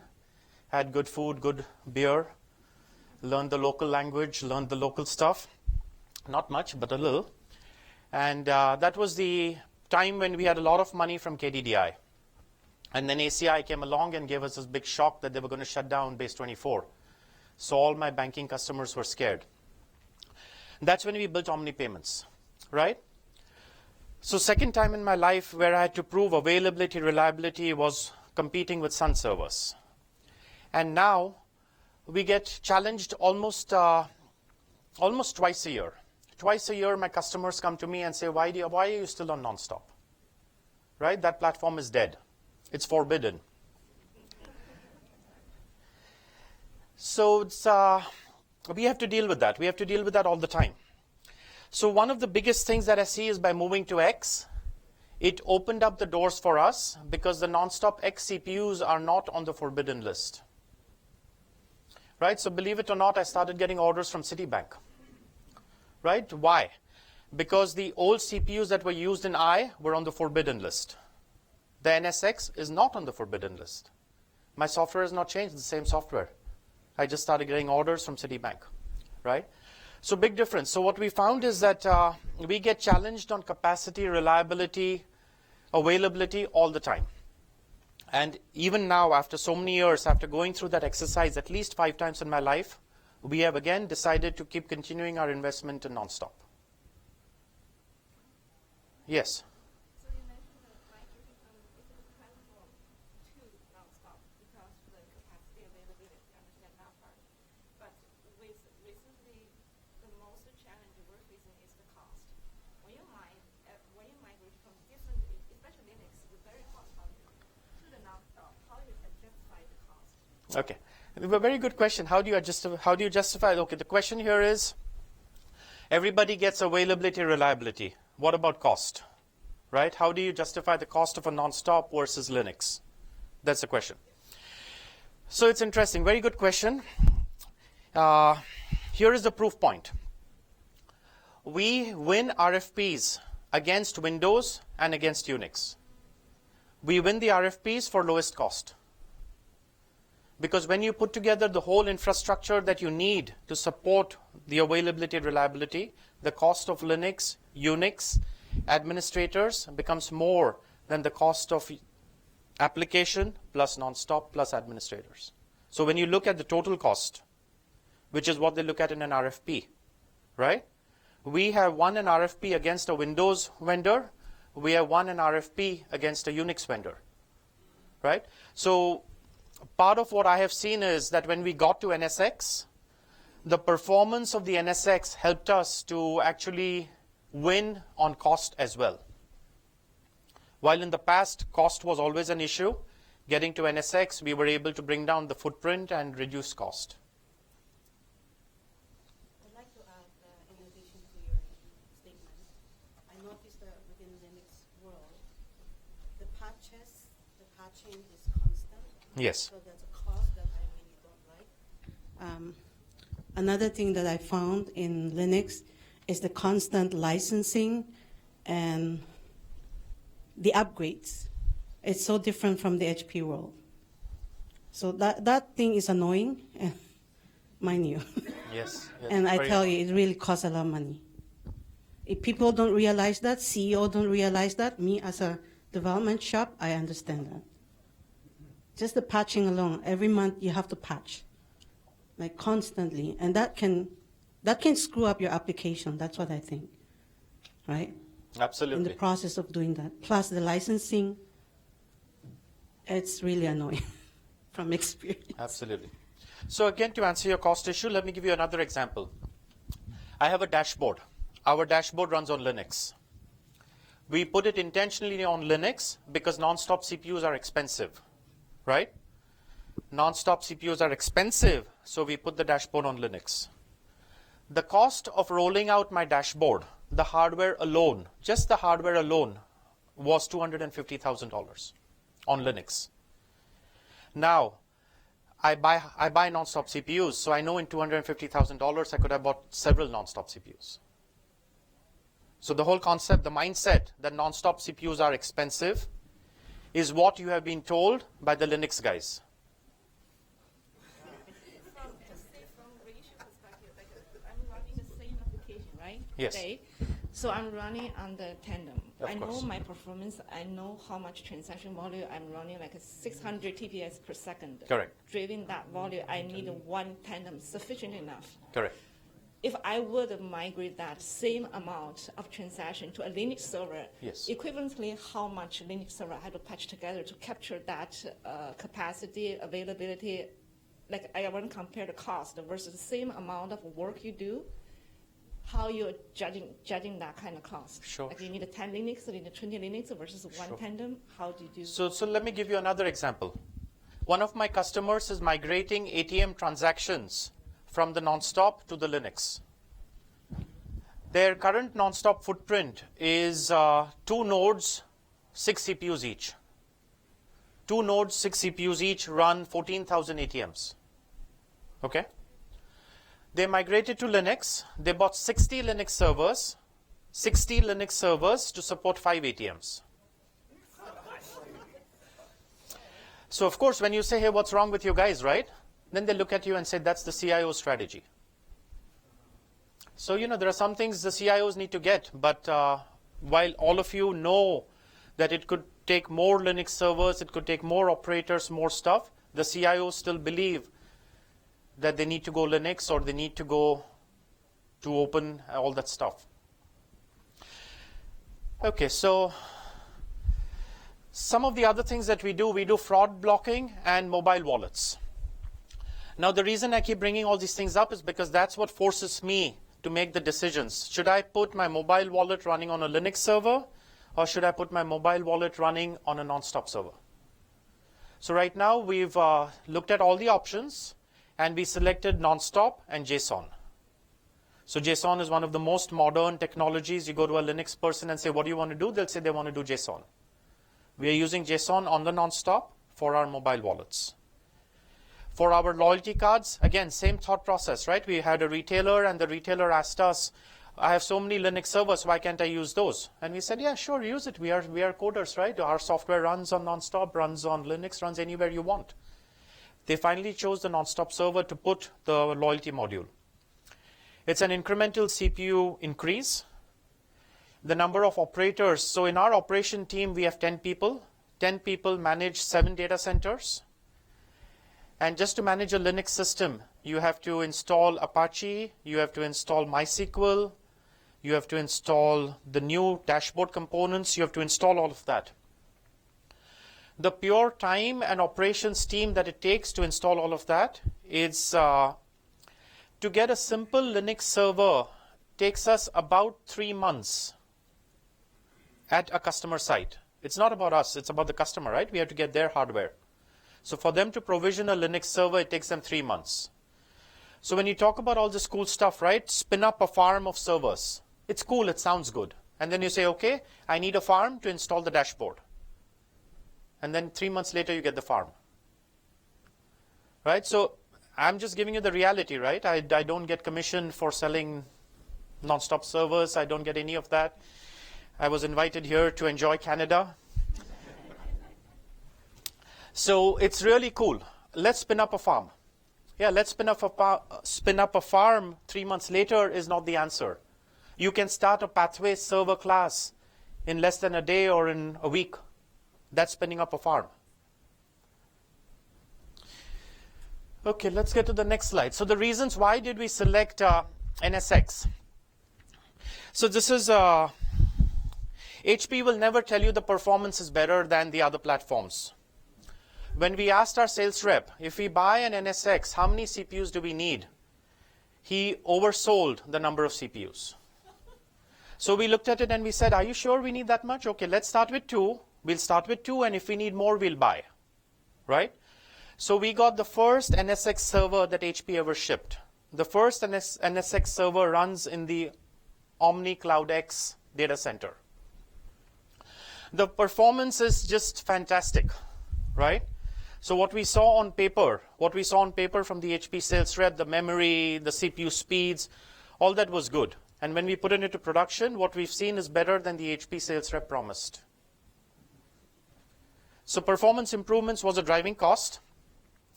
We, of course, need high availability. And high availability is, for us, it's 7 nines. While HP promises AL4 and 5 nines, in our contracts, we have 7 nines, which gives us 3 seconds of downtime every year. Right? So before I finished what I was saying, 3 seconds are over. So that's what we need.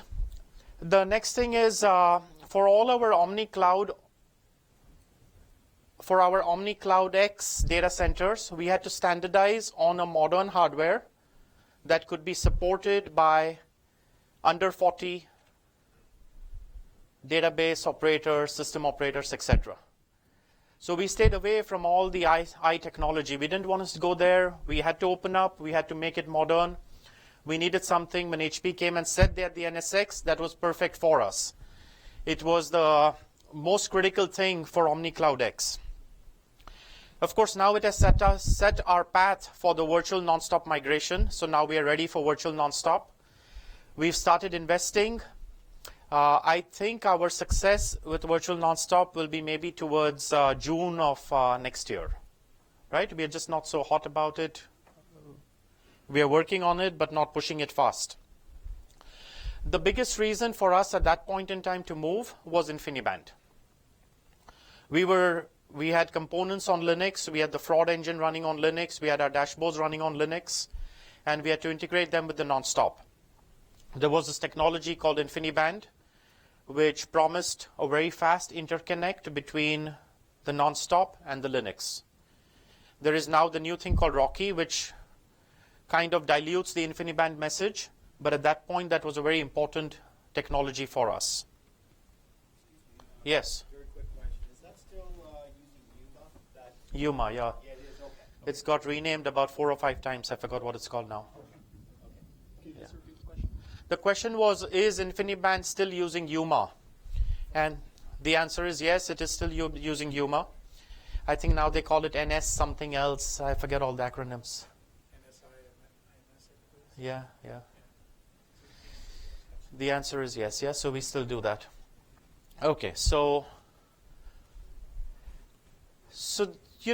guys came and told me, we're going to get an NSX. And HP said NSX. And I looked at the numbers and I said, okay, let's buy it. And we bought it. Then our guys installed it.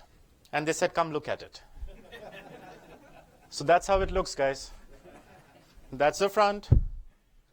And that's the back. Now, if you actually open the cabinet doors, they've done some cool things. They've reduced the number of wiring. It's easier to do. It looks better. There are better connectors. Good stuff. I think for us, what's important is it works. It is available. It's high availability. And I think what is a big blessing is that the HP guys are trained to support it. We were really afraid, right? You're buying this new NSX technology. What's going to happen? So we found that in Cupertino, the HPE team is very well trained, and they can support NSX. And then we got super excited, so we started shipping NSX servers to Latin America. And then we learned that there was no one in Latin America to support NSX. So we had to start putting in experimental calls to the HP support center. And then they would call the US, and then they would support us. Now they've trained, this is 1.5 years ago or so. So now they've trained the Latin America team, and I'm sure the team in Canada is well trained. So that was always a question. Who will support this box? Right? And so I think the simple answer is it never fails. We put in false support claims just to get the technicians to the data center to start getting them to look at NSX. But it never fails. Till now, we've not had a serious component failure on the NSX, and we've been using that for, I think, more than 2 years now. Right? So it's very reliable, very reliable. Interesting. So I talked about nothing fails. In the meantime, my dashboard crashed once. And I told the Linux guys, hey, it's crashed. Can you bring it up? Yes. They said, yeah, 4 hours. I said, okay, fine, 4 hours. About the third day or the fourth day, they said, no, we can't bring it up. We need to reinstall the operating system. So I said, okay, go install it. No problem. Just make sure you don't lose the data. So they said, what do you mean by don't lose the data? When I reinstall the operating system, I wipe out all the data. Right? So, compared to that, this system has never failed. On the Linux side, of course, you could invest and build 60 Linux servers to guarantee your data, or you could buy 2 nonstop servers and guarantee your data. Right? So I'm sure you can build availability for a price. So what's our biggest experience? The biggest surprise that we had out of this whole experience with NSX, was that HP had been warning us for almost 10 years that the relationship with Oracle was bad and Tuxedo would not be supported. And we said, you'll always support Tuxedo. How can you stop supporting Tuxedo? But finally on NSX, Tuxedo is not supported. So if you are using Tuxedo, that is We worked around it. We found solutions to it, but that is one thing that will bother you. Most people are not using Tuxedo. The second surprise was the speed is fantastic. And this was an eye-opener for us because, how do I say this? We first spent money to move our dashboards to Linux. After we bought the NSX, our CPU utilization was less than 5%. So we spent money to move the dashboards from Linux to Nonstop. Right? So performance was fantastic. We are now utilizing our Nonstop server to do workload which was in the past being done on Linux. Right? So it's a reverse trend. You hear of people going away from Nonstop. We just had the white space. We moved applications to Nonstop. Yes? Compared with your non-X nonstop, how much faster is this X, which is 3 times faster, 5 times, 2 times faster? Is the current version? Sure. Can you repeat the question? The question is, compared to the other I machines, how much faster is this? So I would say, I would just throw out a number of it's like a factor of 4. And of course, you can get into details, and our measure team will send you details, and HP will send you details. Right? Don't use my numbers to order your next machine.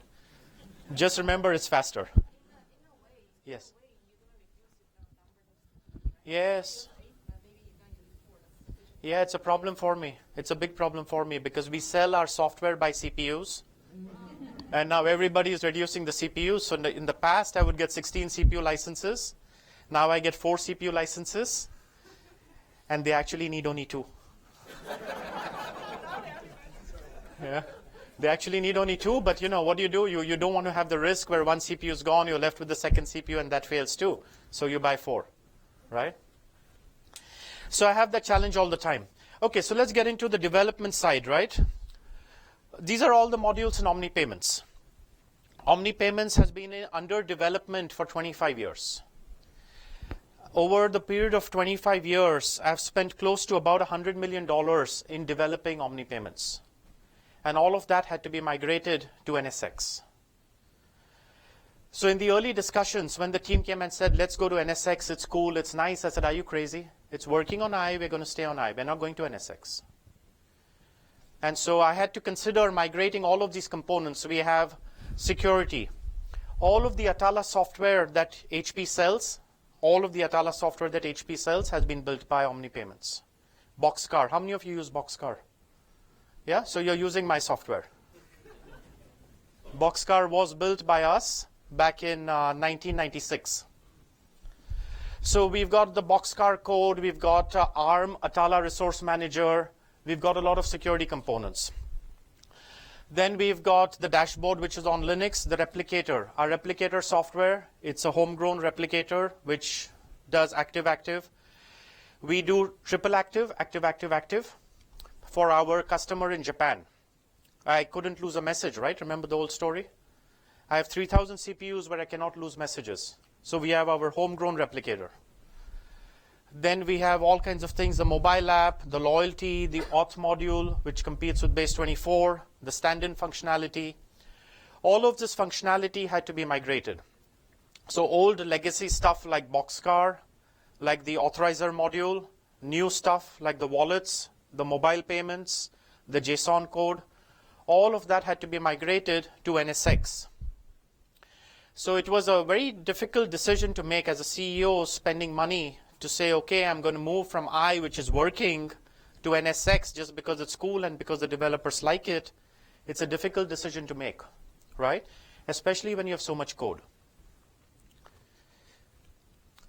Luckily for us, our infrastructure is built around what we call the transaction director, which is an HP product. It's called the real-time information director. We acquired the IP from HP in 2000. And that product, it basically does all the middleware for us, does all the messaging on the 3,000 CPUs. All that is done inside the HP product called HPE Real-Time Information Director. That then gives us user exits, which we call the TD user exits. The TD user exits, that's a transaction director. And within those user exits, we have all of these libraries. So this is just a sampling. The list goes on. This is just a sampling. Header files, object files, libraries, all of that had to be recompiled.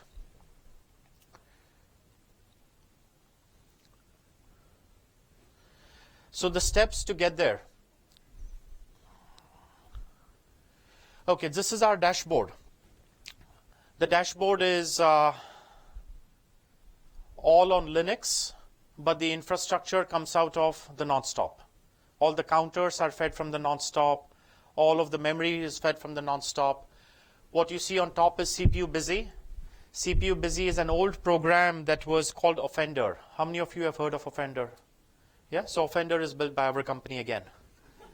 Okay. So Offender runs it to STAL code. We had to convert that to PTAL, get it from PTAL onto NSX. So those dashboards are CPU Busy. You have the queue Busy, process Busy.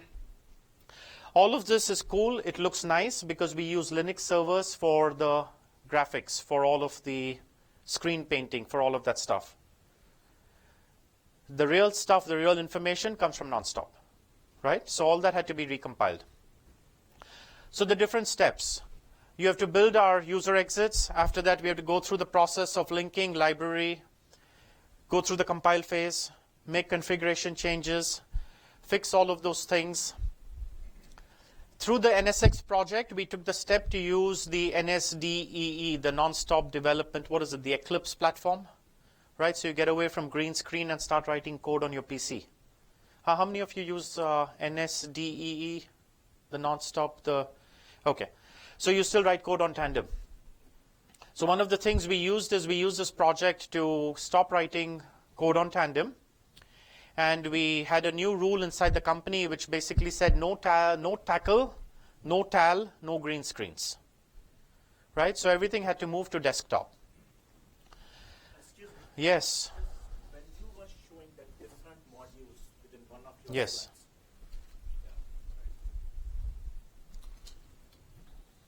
Yeah. So one of the module is your replicator. Yes. Now I'm assuming your replicator works on the two separate nodes. Yes. Two separate blocks. Now if you have to replicate from one platform to another platform, means say from nonstop to IBM, does this product work on that? The product works from nonstop to Linux. Okay. Nonstop to nonstop and nonstop to Linux. So we don't support the IBM side. We just focus on the open side. So Oracle, it supports to Oracle, supports to MySQL, supports all of those databases. Okay. And two other modules, say auth and standard. Yes. Why they are two separate modules? Why they are not integrated in your, say, ATM, POS, those kind of applications? Okay. So when you buy Omni Payments as a switch to replace Base 24, all of these modules get integrated. But some customers will buy stand-in to complement some other application that they already have. Then we sell it as a module. Okay. So when you buy the Omni Payments as a switch replacement, as an ATM replacement, or any of those, then everything is integrated. Okay. And what database do we use within Omni Payment application? Good, very good question. Yeah. So we use 4 databases. So you will say there are no 4 databases on nonstop, right? There is Nscribe. Yeah. Okay. SQL MP, SQL MX, and now we use a new database which HP has introduced, which is an in-memory database. Redis. So maybe you can ask Keith, if you see Keith later today, you can ask Keith about Redis. Okay. So we use these 4 databases, and each one has been selected for the technical reasons and the technical strengths of that database. Nscribe, fast inserts. SQL, MP, MX, almost the same. One is modern, one is traditional. Is used for access by primary key, right? And then in memory is used for our fraud module. All the fraud counters are put into Redis. Okay. So when we need to detect that the card has been used 4 times, 5 times, that goes to the Redis in-memory database. Now, when you started your presentation, Yes, tell me. you said 1995 when you started Omni Payments Correct. company, that time Base 24 Correct. was your biggest competitor. How do you see yourself as a company competing with, say, Lucis? With Lucis, Yes. Interesting question. So the companies that I meet are always ACI Omni Payments always. Then a few years ago, there was a Russian company that was around called BPC, and there was a French company that was around called Lucis. And both are past tense. I don't know if you work for Lucis or where you are with Lucis. But the Russians and the French are past tense. I don't see them in any more RFPs. I see ACI and Omni Payments in RFPs. Any installation you have here in Canada? In Canada, there is, in CIBC, many years ago, we wrote the code for some of the software that CIBC uses. Okay. But as an Omni Payments, they are not our customer. But we wrote code for CIBC many years ago. And you have Boxcar, right? Many people here raise their hand for Boxcar. Yeah, Boxcar everyone uses. So, yeah. No, but that is just kind of not even one module. It's just a small subset, what I did when I was a kid. Sorry, I have a couple of other things if the time permits. Yeah. So when you were talking about KDDI example, Yes. that's a very interesting story what you told. Okay. The reality what you told. And you said 300 Sun servers were replaced by 3,000 CPUs of nonstop? Yeah, good question. So at 300 servers, that was 2,000, okay? 300 servers were being used in 2000. Those were replaced by 32 nonstop CPUs. When I ended the project in 2004, when I got the license, when I got the sale for KDDI, I got the sale for 3 million cell phones. 3 million cell phones were going to use the Omni Payments engine for giving out the picture messages, video messages. When I ended my life in KDDI in 2004, I had 44 million customers using Omni Payments. So I went from 32 CPUs to 3,000 CPUs. Okay. And sorry, last question. Sure, take your time. More Yeah, take And when you took this example that you had to do CPU 80% busy to prove that there is no message loss or whatever. Yeah. So at what TPS you were running at that time the CPU? Yeah. Now, I don't remember that. I can find out the old information and tell you.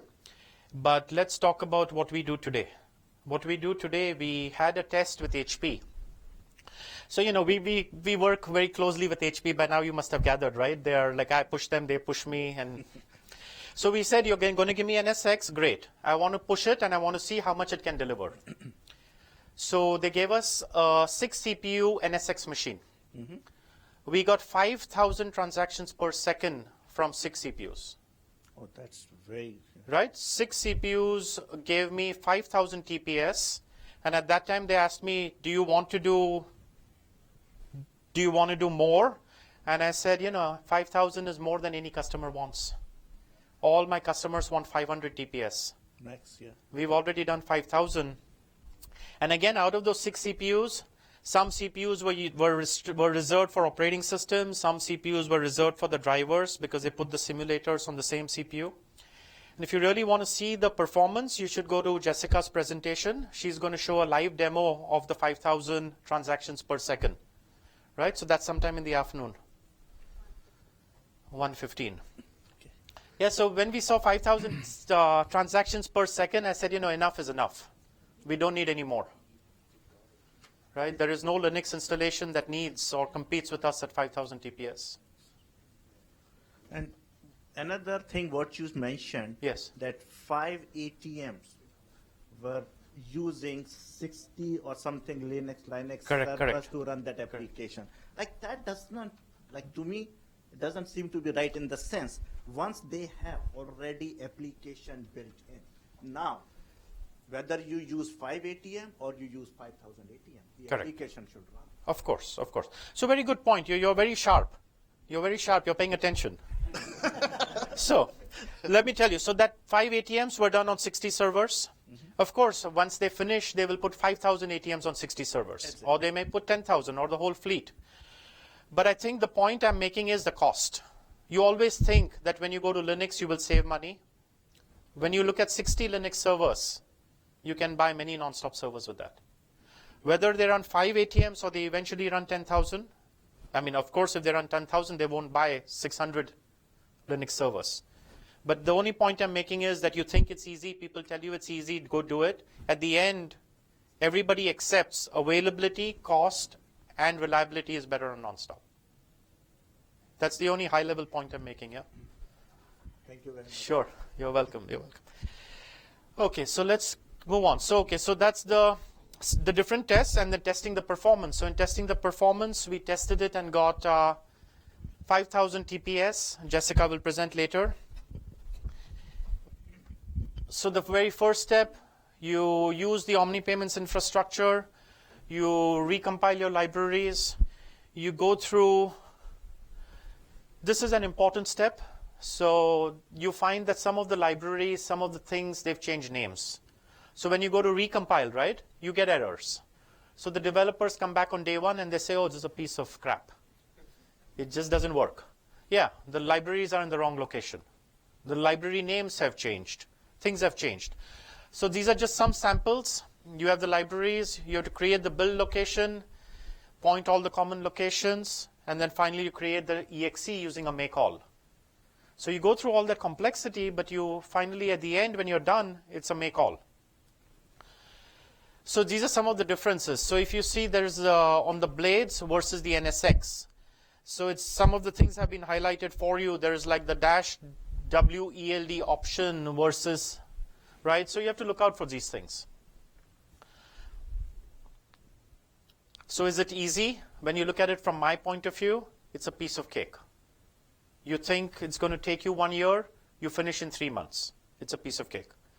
When you look at it from the developer point of view, they're going to say, oh my God, it's so much work.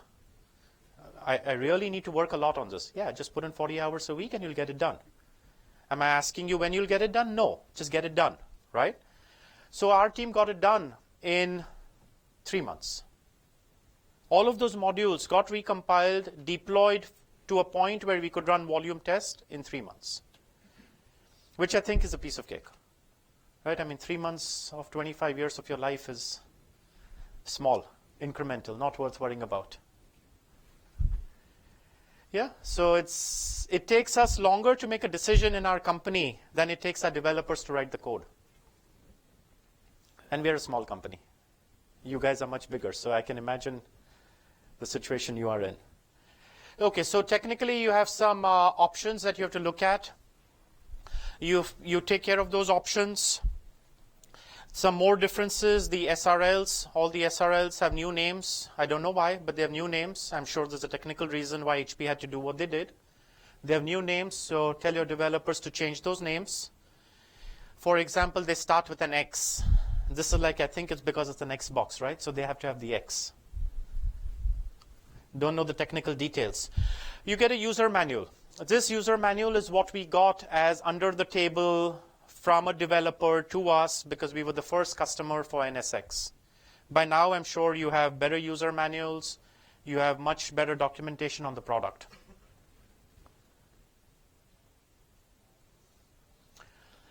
Some of the other changes, you have compiler changes, flags change. No more green screens. So our guy showed me a black screen. Right? They said, hey, you said no green screens. We are cool. So you see all your file codes. The file codes have changed. I think back then it used to be what, 100s or 800s. Yeah? Yeah. For I, it's 800s. When I was a kid, 100s. So things have changed. So yeah, things have changed, but at the end of the day, it's still that tackle prompt, volume, sub-volume, and command number. So it's reliable. I think the point is it's become open, it supports JSON, it supports all that stuff, but for people that do TAL, PTAL, it's still the old interface. You can choose the new interface here, or you can choose the old interface. So that's how that NSDEE project looks.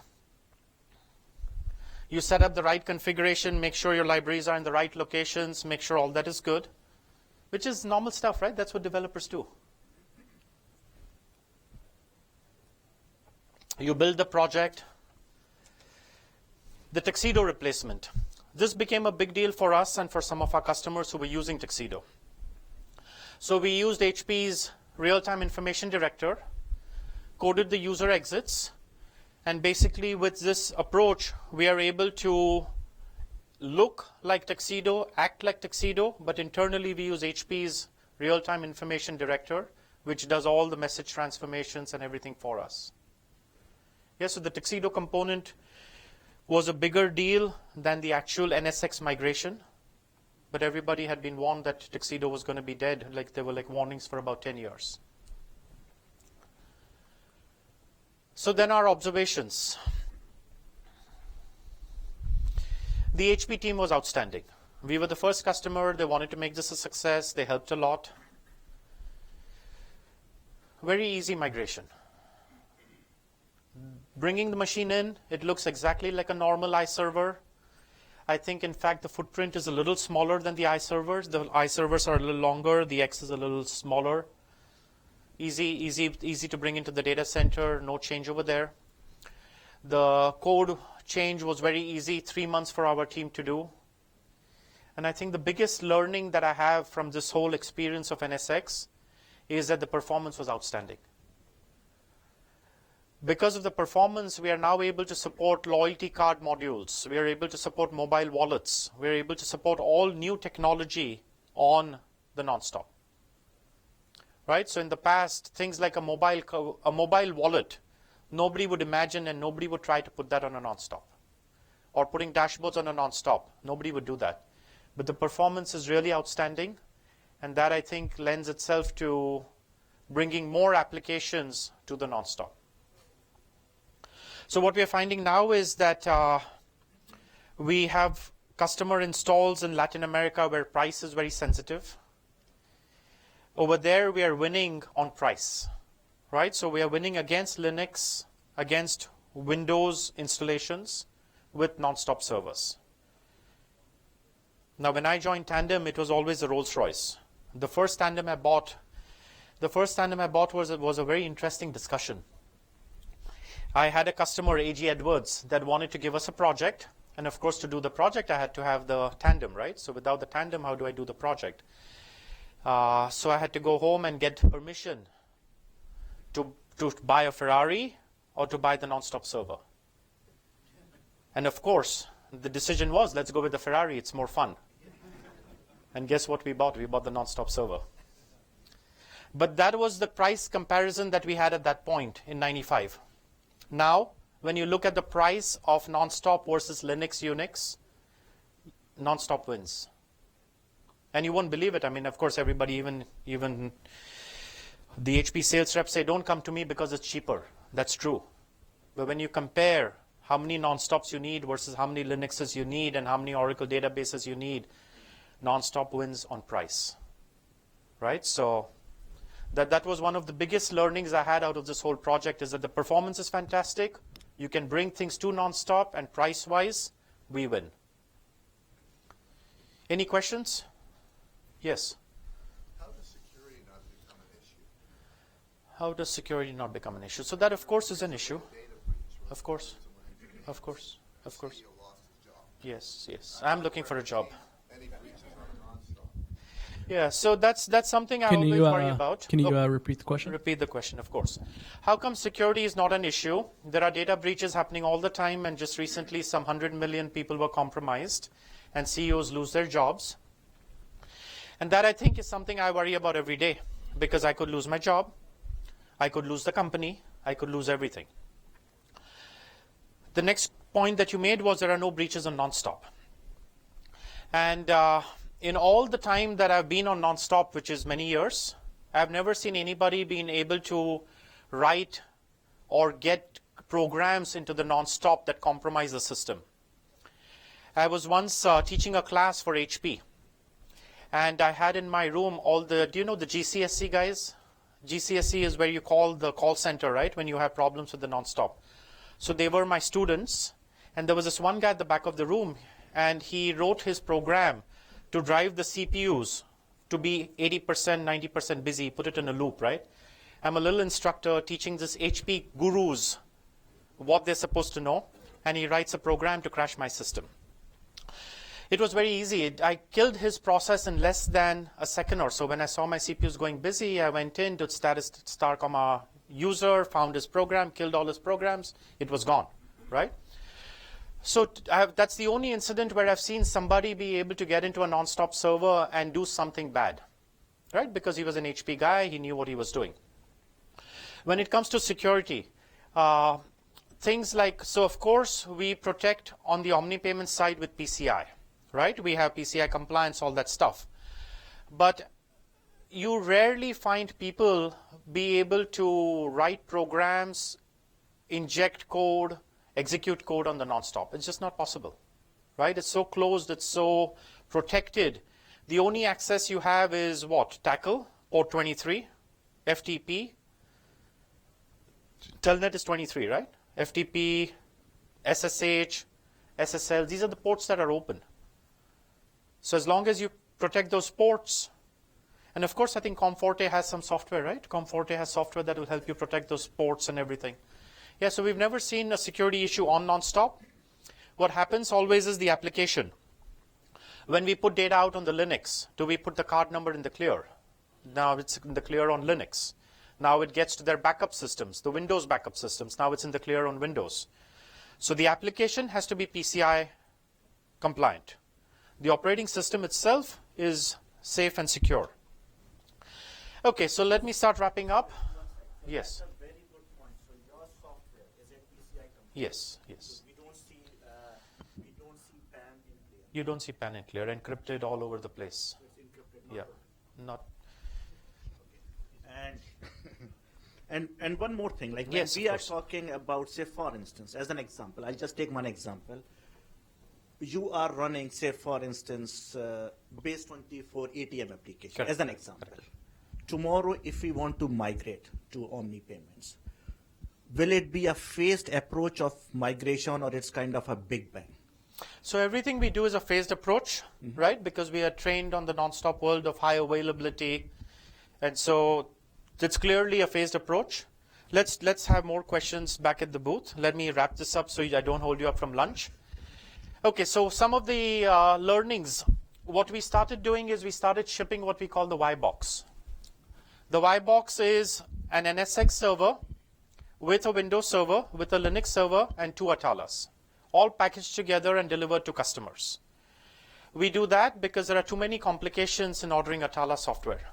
Now it's gone over to some other company which is somewhere in Europe, Micro Focus or something, right? So we started shipping the Y boxes, and we delivered Y boxes to all our data centers. Our next big step is going to be to go virtual, right? So that is something we will do, and hopefully I'll be back here a year from now, still have a job because of no security breaches, and talk to you about the migration to virtual nonstop. If you want to see more about Omni Payments and the performance of NSX, that's the presentation. You will see 5,000 transactions per second. Jessica is going to present later this afternoon. My contacts, any questions, don't hesitate to send. I'm always on email. So anything you need, send me an email. You'll get an answer within a day or two. That's the best way to reach me. Any more questions? Yes.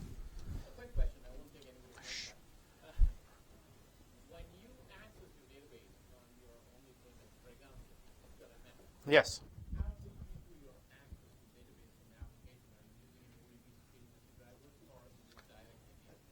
So the question is, when we access the database, do we use JDBC, ODBC, or direct APIs on the nonstop? So we have a combination of two things. One is the native application itself is all built to do direct access into SQLMX APIs. Then comes these new tools that we have. The new tools that we have are run off the nonstop, and they use JDBC to access the application. Right? So both methods.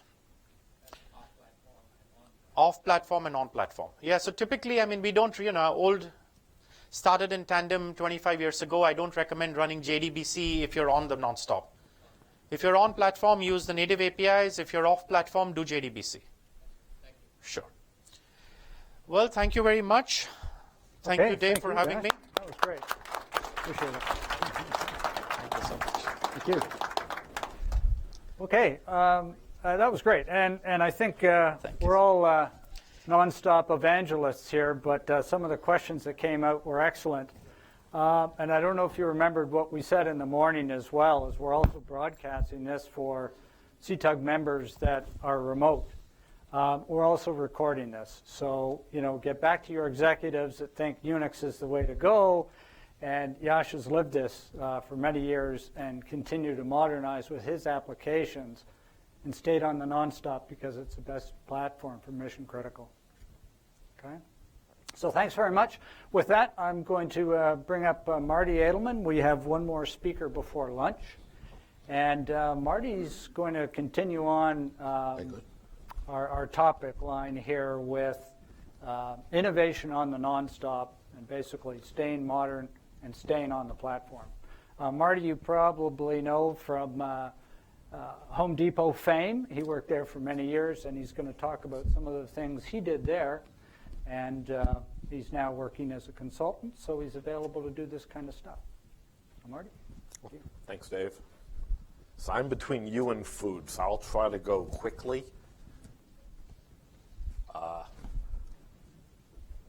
I'm going to talk about nonstop and the way we want to start seeing things progress, how the world has started moving in different directions and that the nonstop platform's got to move in the same direction, right? So I've been talking for years now about how Tandem needs to die and nonstop needs to live. And now it's time to start talking about some of the other things that are happening within the industry as we are making our journey to the future. IT isn't a simple thing to define anymore, right? It used to be back in the day, data processing, a bunch of guys sitting in a room writing COBOL programs to produce reports that were 4 inches thick, and there was some nugget of information in there that somebody wanted somewhere. These days, IT has morphed into a totally different world. Our job is to create value, but to do it in a totally different fashion than the way we've done it in the past. We want to go out and we want to start doing it quicker. We want no more of these death marches of 9 months to produce a new piece of software. The world, HP used to call it instant on and always available. The world doesn't have the same attention span as it did 10 years ago. Today, you think of something and it ought to be shipping within a week. If you're not, your competitors have gotten there, and you're now in trouble because you're playing catch up. There's lots of new ways of doing IT these days, right? Back in the old days, you would get a business analyst, they'd write a requirement document, that would then get given to the developers who'd write a design document. There'd be an architect someplace who had an overarching architectural scheme. Today, people talk about Agile, they talk about XP, they talk about 12-factor apps. It is no longer good enough to have people isolated working in silos. Today, because of what's happening in the world with the cloud computing stuff that's going on, with the virtualized stuff that's going on, people can't work the way they did 4, 5, 6 years ago. Today, it's all about speed. It is all about providing value quickly. Virtual nonstop is probably the coolest thing that HP has released in the nonstop world in 20 years, but nobody knows what to do with it. Nobody knows how it's going to be used. This is the thing, if you're a nonstop person, that will actually save the nonstop, because now you could start to put data out wherever you want. You can go and fire up a virtual nonstop anywhere on the planet. Doesn't have to be sitting in a big data center that is surrounded by armed guards and have operators in a dark room. Now you could take it, put it at the edge. Using something like Shadowbase, you can now duplicate all of that data back to the mothership. So that way you always can keep it in sync and you always have the single copy of the database. But now putting the power at the edge, that's really where we're beginning to head on these things. We want to start moving all of the compute to where it needs to be. Kids these days, and pretty much everybody on the planet, They pull their phone out of their pocket. They expect to have what they need on their phone. People don't sit in front of terminals anymore, typing away, looking for results. You know, my kids do not know what researching in the old days was like, going to a library, pulling an encyclopedia out, right? They don't understand that we didn't have Google. And back then, if you wanted to learn something, you actually had to leave your house. You had to find a person. You had to figure out how things worked. And that's the world that business lives in also. The cloud has taken things and it's moved them to the front, right next to where the customers are. If you're a retailer, you don't want to have to worry about the infamous backhoe driver who always gets picked on, who comes by and takes out the comm lines, and now that store is offline. They can't take money, they can't look up things. You have to put the compute where the customer is. There is no longer an excuse, I'm sorry, I'm broken, come back in an hour or a day. People expect immediate results. They expect the Amazon-like type of environment where I am thinking I want this, and then they press a button, and then they have it. That is how companies now think that they're going to work. And by moving things into the cloud and by moving things down, we make a lot of big differences in how people perceive us, and we save a boatload of money. Because back in the day, we would go out and we would say, okay, our peak is X, we'll buy enough hardware to do peak plus 20%, and then 11 months out of the year, that hardware sits unused. Now, with cloud and virtual, you use what you use, and you pay for what you use, and you're not buying things on speculation. Applications are another thing that we have to start working on. All of our applications have grown up over the years, where 20 years ago, we had an app. And then somebody said, hey, I want to do X. And we bolted a piece on. And then we bolted another piece on. And pretty soon, as we're bolting these pieces on, we started having inadvertent side effects. And things stopped working the way we expected. We have a really, really hard time building new things on. I mean, this is a 1920s, Three Stooges episode, but that's how we build software.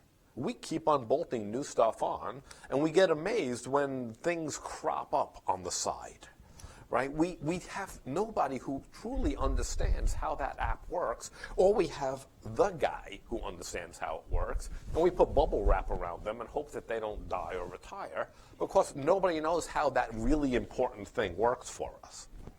So if we truly care about our applications, if we care about our companies, if we care about the nonstop, we've got to adopt a new mindset. We've got to adopt a new way of doing things. Agile is the big buzzword out there. It means a million things to a million different people. But ultimately, the point is the way we've done things for the last 35 years was great, but it doesn't work anymore. Today, as a CIO, there's only one thing that you want to know. How long will it take? Cost is even less interesting these days, right? Money is not the problem. The problem is, how long does it take for me to get this new feature out the door? Agile starts to address some of that stuff, because for years and years, we would all work in this waterfall fashion where I would have a great idea, and 18 months later, I'd get to see that great idea in the real world. And now with things moving so much quicker, we have to find a way to react better.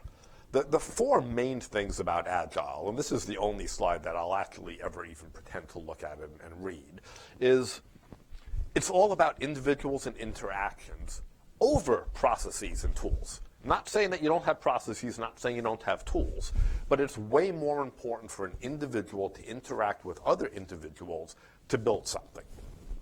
Working software is so much more valuable than the world's greatest documentation. Let's be honest. Nobody ever looks at the documentation. I would rather have a piece of software that I could look at, I could understand, I could read, than having to go find some document that, by the way, probably never got updated after it was first written.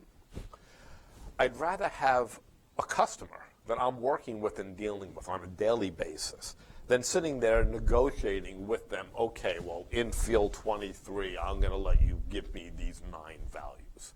Stuff like that, not as important. If we are working together and we are collaborating, we can build something a lot quicker. You know, responding to change over following a plan, I mean, there is the line that everybody has a plan till they get punched in the face, right? I mean, it's great to have a plan, but people who stick with their plan end up building things that they don't want or that their customers don't want. So the stuff on the left is what I really care about, as opposed to the stuff on the right, which is important, but not nearly as important. And this is actually the Agile Manifesto for those of you who want to go and learn more about it. And it was written by a bunch of really smart software engineers up in Vail, like, I don't know, 10 years ago, probably a little bit of alcohol involved. But the 12-factor stuff that they talk about actually makes a lot of sense. Now, there are 12 things on there, and I am not going to go through each and every one of them in detail. But again, this is the type of stuff that keeps us modern and keeps us relevant. The number one thing that the folks that came up with the 12-factor app decided was the most important, you got to satisfy your customer. The end of the day, IT for IT's sake is useless, right? Nobody cares about IT. Nobody. They care about what we produce, what value we give to the company to enable the company to do whatever it is they do. If you are a bank, your customers don't care about your IT systems. They care about, can I check my balance? Could I put money in? Could I take money out? Could I use a credit card? That's what they care about. They don't care how complex it is. They just want to know, can you do what you want to do with their thing? Back, you know, in the way we've done things for years, we would have 9-month, 12-month software delivery projects. It takes 9 months to make a human baby, which I will argue is the most complicated thing on the planet. Why does a piece of software take as long as it takes to create a thinking human being, right? But we never ever questioned, why does it take so darn long? We've had, for years, you can't talk to the IT developers. They would put the IT developers in a cage and people could walk by and go, oh, those are the IT guys. And therefore the IT guys didn't actually know, what the heck does the customer really want? You know, it's all about how do we work smarter.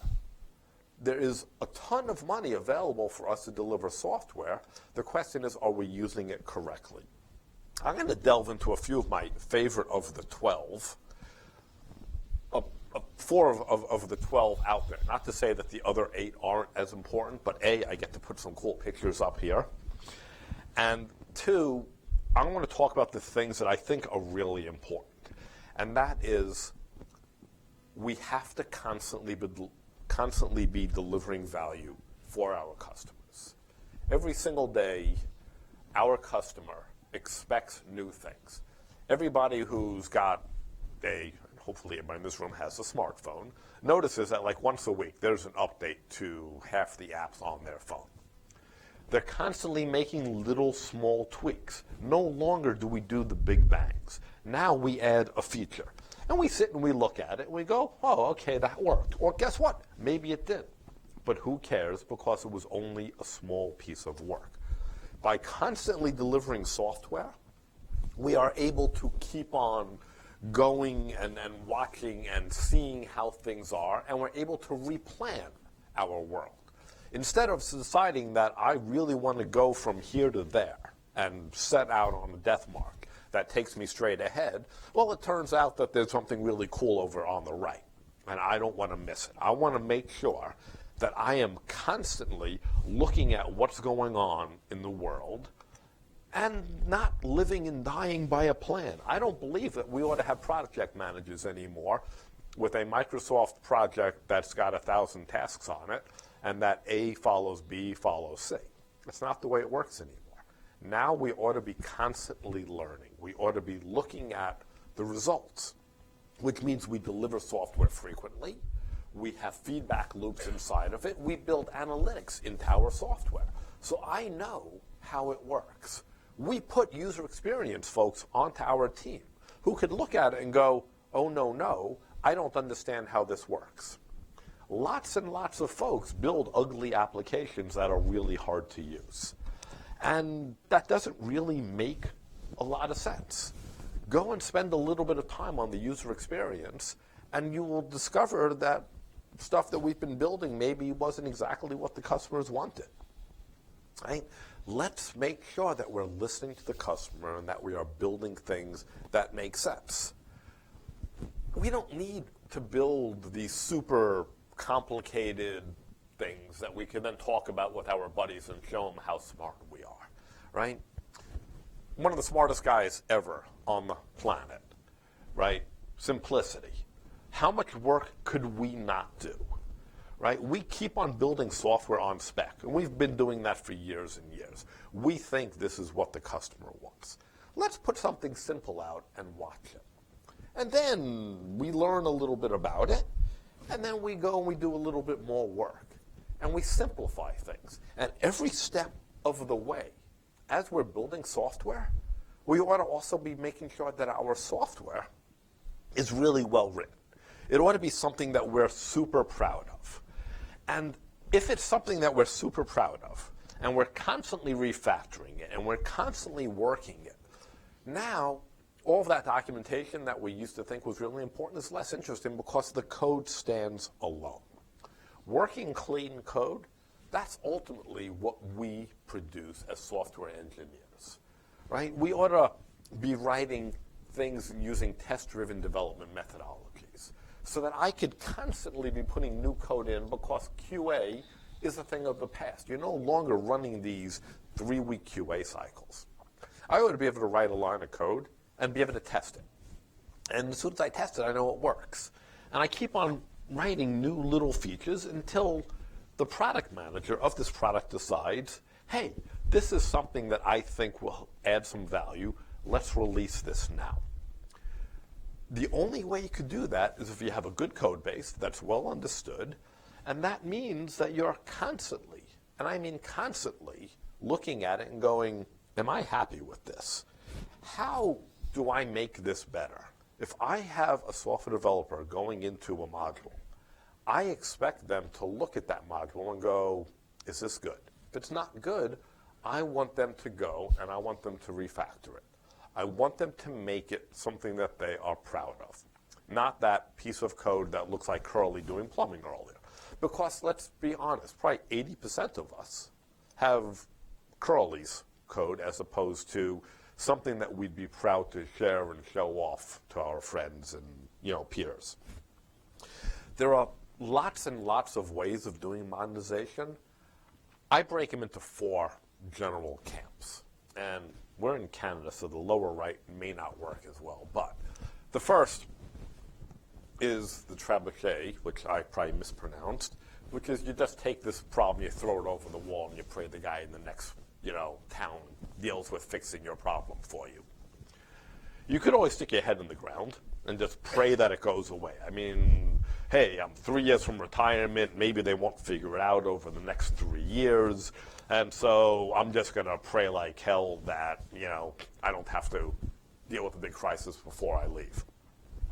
The third, another one of my favorites, let's just blow it up and start all over again.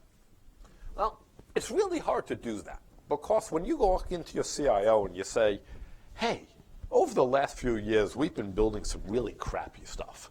And now I'd like to just blow it all up and start from scratch again. The CIO is going to ask you one question. And what new value will that add to the company? Why should I let you stop producing new things because you screwed up in the past? So chances are they're going to say no.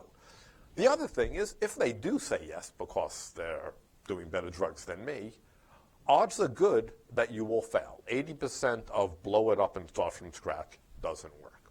Right? Those projects never go anywhere, and the old code base lives on forever.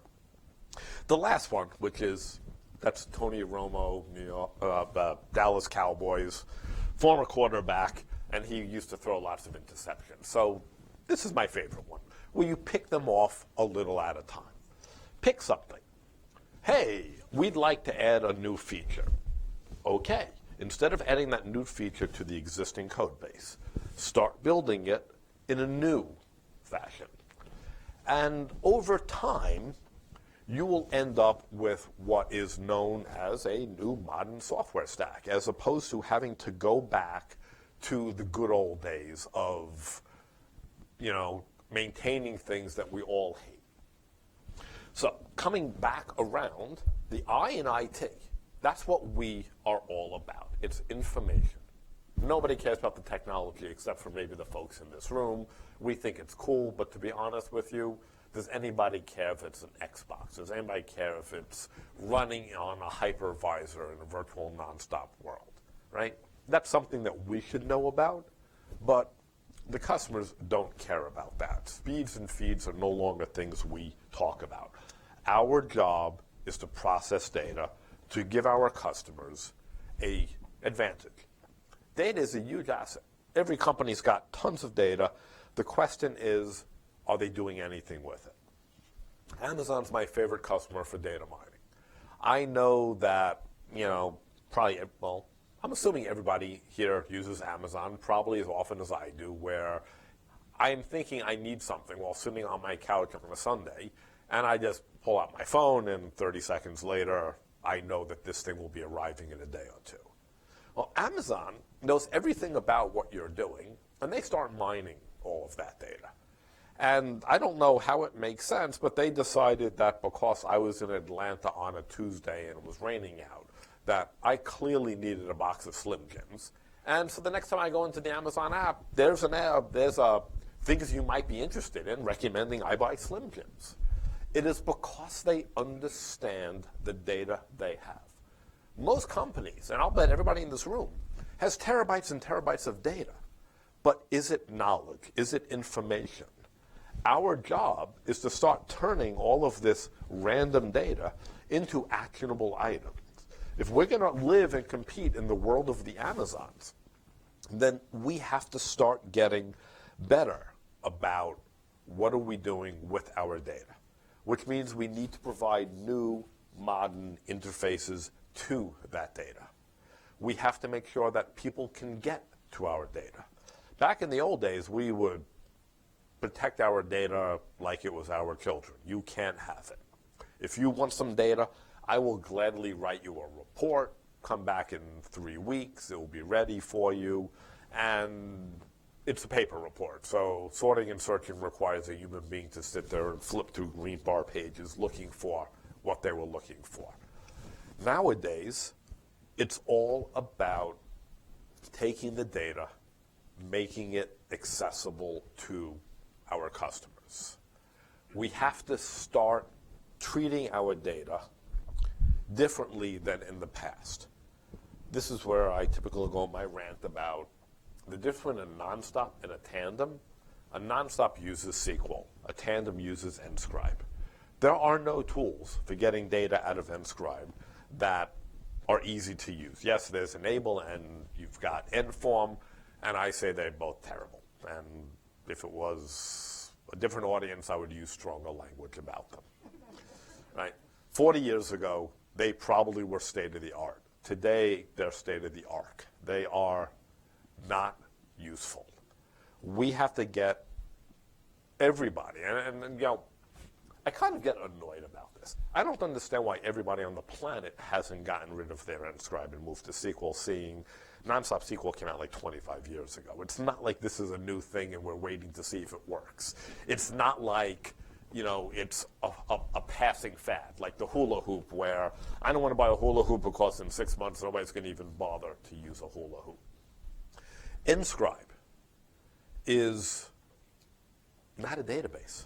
It's a set of files, and you could convince it to do stuff, but it's not a database. You cannot go and do what if on it. You can't, it's got limitations on sizes of records, it's got limitations on the disk, files. So we've done unnatural things to it. Plus, we were really smart 30 years ago when disks were expensive. And so we decided that we were going to do these things called redefines, where there's one piece of real estate, depending upon what column 23 is, now can have different uses. Stuff like that means that it's not easy to mine. It is not easy for us to get to.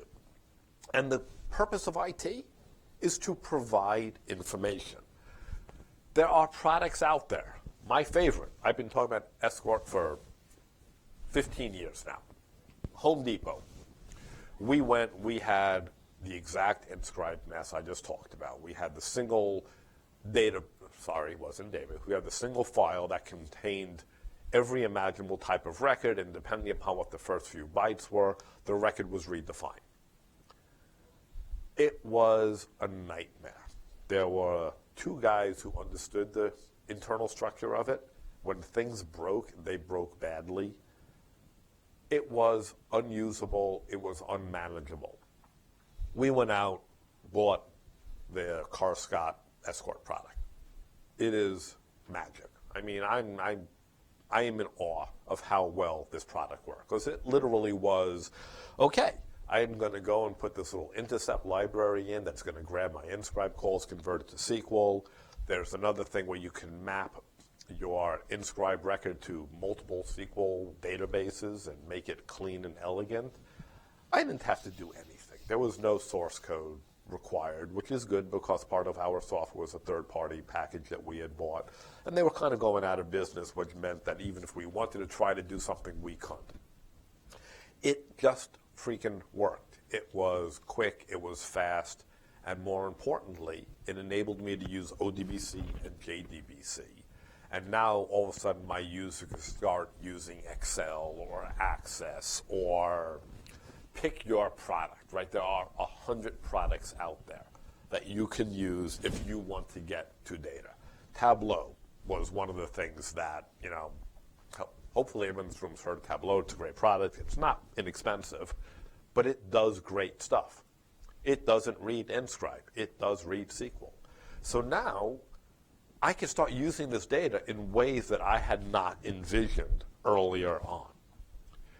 Everybody's got to give up on inscribe. For the life of me, I've talked to folks for the last few years, and nobody has a good reason why inscribe still exists. It just does, and I guess, inertia is a hard thing. But as soon as you move to a real database, you unlock incredible value to your company.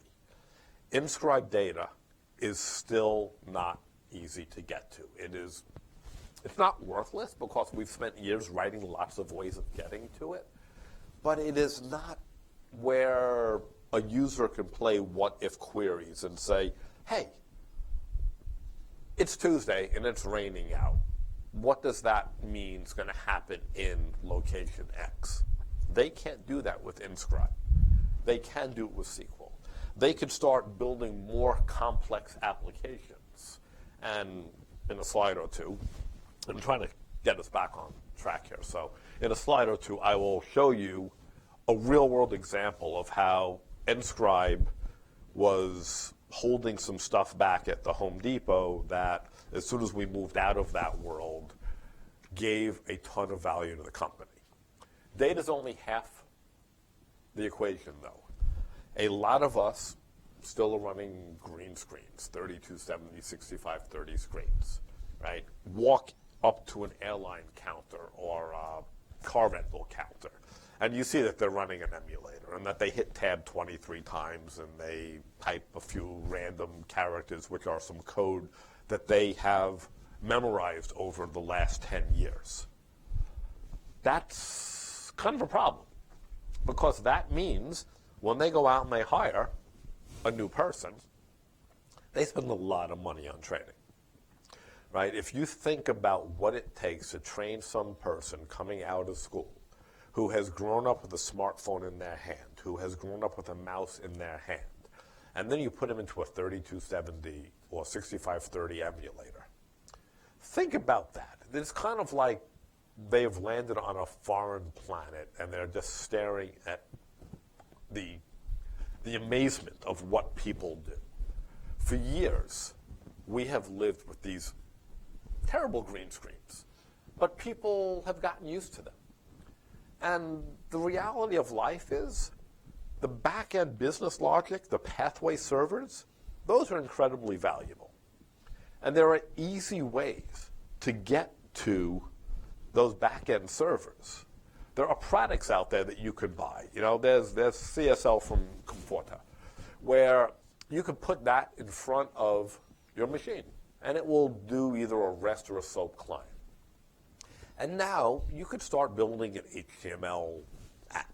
You could build apps that run on your phone. You have opened up the data so that other people, just like, you know, with letting data out there, now your business logic, now your services can be consumed by other folks on other teams. I mean, imagine the power of having a cloud-based nonstop running in a virtual world. And all of a sudden, there's a Linux guy who is trying to build some type of app and he needs something. He could just go off and hit the nonstop directly, either to hit the data via JDBC or ODBC, or he could hit a running business logic. Stuff like that takes no time at all to build. That's a real-world example. It was built over a 3-day weekend. When did Hurricane Andrew hit the United States and wipe out Key West is when we built it. The little boxes on there are the locations of stores. You can see there are earthquakes, there are hurricanes, that's Katrina on there. And this is how and today, if you watch CNN or Fox or any of them, whenever there's a hurricane and they go to the Home Depot war room, they all stand in front of that map when they're doing the stand-up. This is coming off a nonstop. 3 days to build it. Some of the stuff was hitting, you know, the nonstop sales and refund database in real time.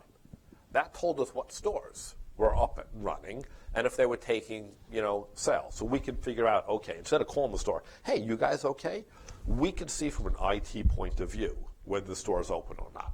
If the store was red, we would know they're not up and running, and now we know that maybe we need to start trying to get help down to them. By plotting the hurricane, we could figure out what storms are in the path of it, and they could also figure out where to stage the logistic trucks that are going to replenish the stores to make sure that the product that the customer expects when they get to the store is there. Some of this stuff was by hitting pathway servers from, and this is a .NET client. We were able to hit running pathway servers. So now we got business logic also. So we were able to get to data, we were able to get to business logic. This map was from Microsoft MapPoint, which is now part of Bing, I believe. This is a feed from the National NOAA, National Ocean, whatever, the place that you get weather data from. The earthquakes and hurricane and mudslides and all the wildfire stuff all came off the internet. All of this is a compound app that wouldn't have been possible if we were still running Inscribe with 6530 screens. That's incredible value. That's the type of stuff that you could do with your existing systems if you put a modern front end on them. So the real question is, why aren't we doing it, right? Money is the only thing that's never a problem to IT, right? If you go to your CEO and say, for $100,000, I can provide tremendous value, you will get the money. There is never a CEO who will not give you money if you can prove that you're going to do something. They don't trust us because typically it takes long, and we disappoint, and it's not meeting the needs of our customers. So we have to figure out a way to produce value quicker. And on that note, I think I got us back on time. Are there any questions, comments, piffy things?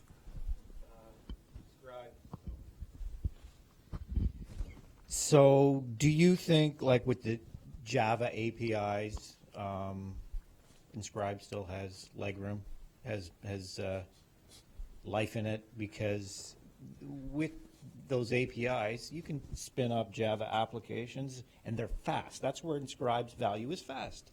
It's going to be faster than going through JDBC to SQL MX. That's true. So the thing about native access, it's about giving everybody in the enterprise access to what I'll call a data bus, where they can natively hit something without having to write code, right? So if I want to use Access or Excel, you can't do it if it's in an inscribed database. I mean, you could go out and buy the Atuni product, but the Atuni guys, I think, stopped producing the Nonstop product. So the question is, how do you open your... The Nonstop can't exist as it has for the last 20 years. It now has to be part of the entire ecosystem that is IT. We have to live in that same cloud with everybody else. Nonstop, virtual Nonstop has to be cheap and easy enough where I've decided that I really want reliability or scalability or, just nonstopness. And it ought to be something I could fire up running in the Amazon cloud or in the Google cloud or the Microsoft cloud or, hell, in your own private cloud. I think that we need to get away from there being a nonstop team, and I think we need to have an IT organization that's got a tool belt, and they use whatever the right tool for the job is. And so get rid of the 5, 10 guys who are the nonstop guys, and make it so that everybody in IT starts wanting to use the nonstop. To do that, you got to kill the legacy. You've got to get rid of the inscribe. You've got to get rid of, and I'll get shot for this, you got to get rid of the COBOL. You got to get rid of the TAL. Not a single university on the planet teaches a class in COBOL or TAL. I have actually looked just to make sure that when I make that statement, I don't get somebody in the back going, well, it turns out nobody's teaching those languages anymore. We have to modernize or the platform dies. And it's not a good thing, right? I mean, everybody's in this room here because we kind of all like, the stuff that Jimmy came up with back in the 70s. And we've got a great new modern platform. And a part of the problem is the people like us in this room who are still trying to hold on to that older stuff because it's comfortable or we're familiar with it. SQL is equally as fast as Nscribe. Not through Java. But again, if you are going to native SQL and start to use some of the features of native SQL, SQL MX blows the doors off pretty much anything else out there. So you want to write that embedded SQL C code or COBOL code because that's the alternative. So you could do it in Java natively using the APIs in the box. Which we do. You can let other folks have access to you via JDBC, ODBC. Right. You could use something like the CSL stuff that I talked about 2 slides ago, my square peg round hole, which will let the business logic be accessible to apps where you are now reading the data and massaging it and doing something with it. Yes. So there's lots of ways of getting there. Outside of the OLTP, outside of the OLTP sort of realm, you're talking about where a manager or some business person can formulate a query to come up with some current state of our database or current or our business. See, so just to a point about the 5 Tandem guys that you need or the 5 Nonstop guys. So I run a team of open source development on the Nonstop, all Java, Spring, all those tools, CXF, web services, and myself and another full-time or have the Nonstop experience, but everyone else that we bring into the team, zero. And that's a great story, right? That's one of the biggest things, right? 10 years ago, 2008, I did the keynote at the Tandem user group, and I said then the same thing I've been saying for the last 10 years. We're all getting older. We need to get kids, and kids is not politically correct, but I'm old enough I get away with it. We need to get younger blood into the Nonstop arena, or it's going to die because we're all going to retire, right? I mean, there's a bunch of folks who are probably sitting there going, I only got 3 years left. I just could sneak through and I don't care. You know, the things that I had done at Depot was I started hiring kids right out of school and teaching them Nonstop.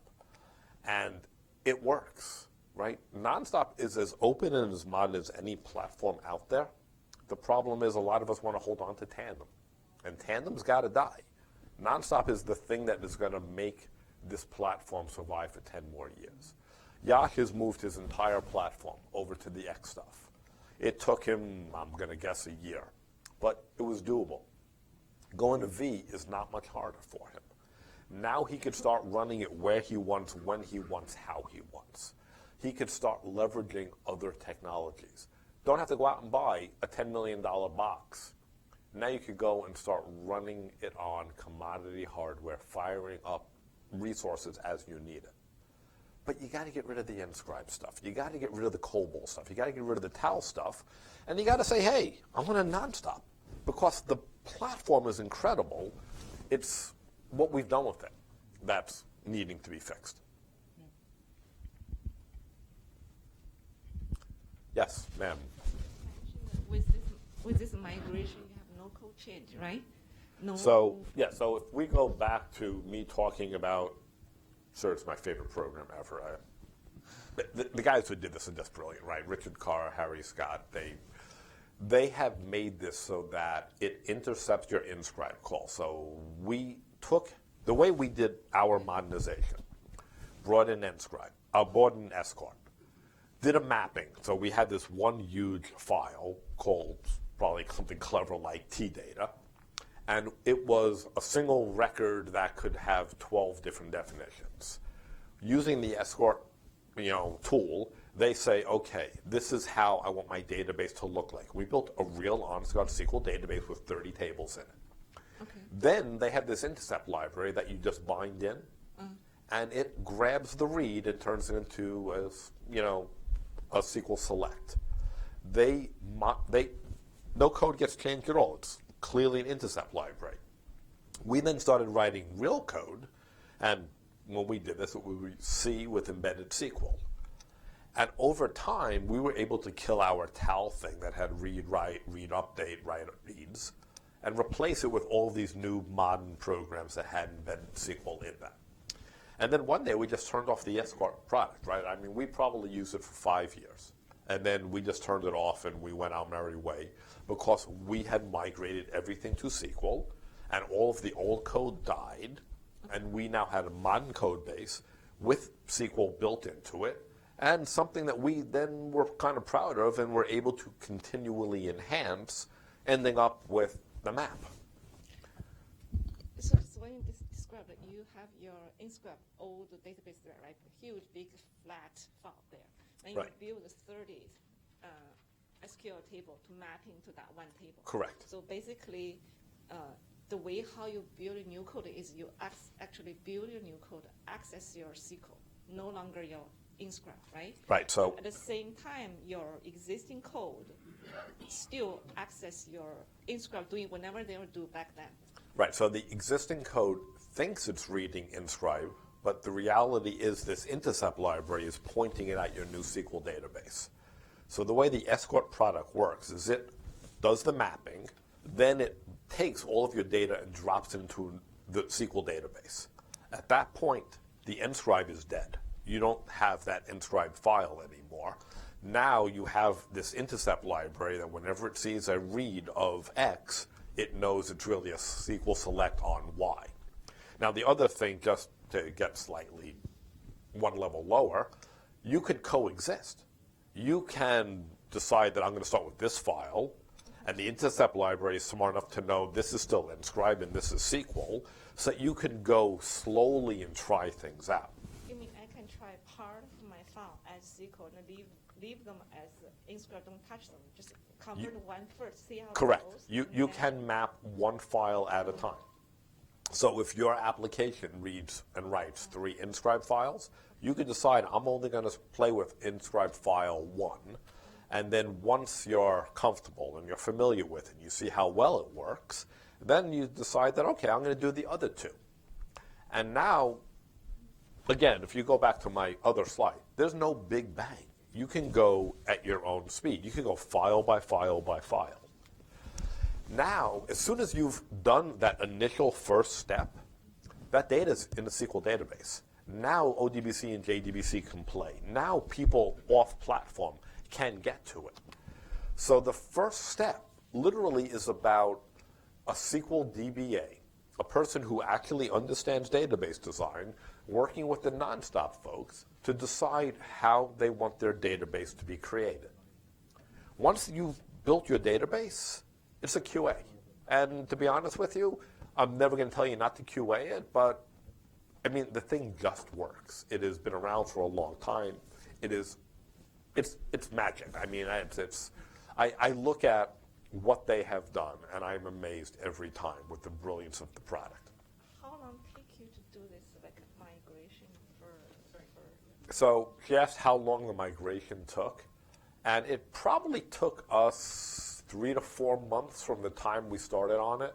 And the hardest part, seriously, the hardest part, the thing that took all of the time was the Nonstop developers, actually, let me say it differently, the Tandem developers working with the SQL DBAs to figure out what they wanted the database to look like. And there was a lot of back and forth, right? Let's try it like this. Let's see how we like it. And as soon as we decided we liked the database that had been come up with, then we did a load, which is a tool that Escort gives you, just rips the inscribed stuff out, puts it into SQL. And then game over. Just, we QA'd it for, it was 4 to 5 weeks. And it was one of these things where it was transparent. So nobody actually knew that it was in QA. It was kind of, the QA environment got ripped out, the inscribe, put into SQL, and we waited to see if anybody yelled. I mean, the hardest part of this was finding a DBA that actually was good at designing a database from scratch. And again, I mean, and this is something people kind of look at me when I say it, but it's all about money, right? I mean, it was literally a matter of whatever the product cost, and then a few weeks of a DBA's time, and that was it. There was no loss of productivity from my team. So we were able to continue to deliver value to the business. And this was just a matter of going to the CIO and saying, hey, I need some extra money this year. Why? Because if I get this extra money, I could put SQL out there. If I put SQL out there, the users have access to this data. They could play what ifs.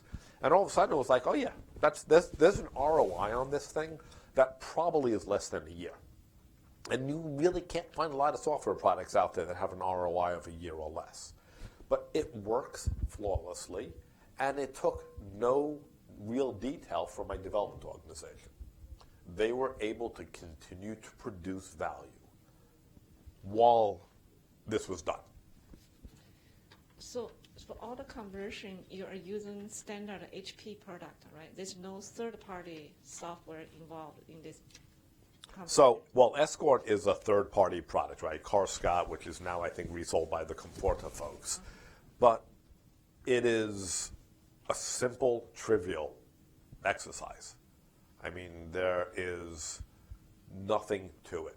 It's as I said, the hardest part is, what do I want my database to look like? And you play with it, because let's be honest. I mean, our whole job is to try something, see how it looks, keep on tweaking until we get there. Thank you. Anything else? Agile. So Agile is the biggest challenge with it is a cultural change across the organization, pretty much. It is. And that's the toughest nut to crack. And then on top of it, you've got like the nonstop development culture. Have you seen it? Has it worked? Absolutely. So the hardest part, the absolute hardest part for my developers they were no longer the animals in the zoo that people could only look at through the glass window or through the bars. Now they actually had to have conversations with the business. And it's really interesting because a lot of developers don't actually understand the business. They don't understand what people think about the applications. They never get to see it in the real world. And so the hardest thing was getting those developers and the business users to start collaborating together, right? We had to convince people that they wouldn't bite and scratch and stuff like that. And it took a couple months, but all of a sudden, they started having a bond, and they started being able to understand why. Because let's face it, every single person in this room who's ever written code has said, I don't know what those idiots are thinking. They don't understand how this app is supposed to work. Well, again, IT is about the business, but we over the years have gotten it to be it's about us, and they broke our app, and they didn't use our app properly. And so by putting the two groups together, we had to break that us and them thing. And it took a couple months, and I'll be honest with you. I mean, some of the things we did is we co-located people. I spent a lot of money on food. I mean, I can't even tell you how much money. I mean, we had snacks, we had drinks, we did lots of stuff. We were feeding people. I mean, I'm probably responsible for a 10% increase in obesity in Atlanta right now, but it worked because people started coming over because they knew we had free food. And the business folks were like, oh yeah, there's some free food over in that building. I'm going to go visit the IT guys. And then they started conversations together. And before you knew it, they actually didn't hate one another. They were no longer playing that, can you believe those idiots broke my app? They started having face-to-face conversations. So now the developers weren't these magical, mythical creatures. They weren't the unicorns. They were now people. And they started collaborating, and they started working together. Then they started showing off. Hey, let me give you a demo of what I'm building. And immediate feedback. So now it's like, oh, no, you misunderstood what I was saying. So glad we had this conversation, because now we could fix it before you spent months building something that doesn't work. And it was all about getting the two teams to understand each other, right?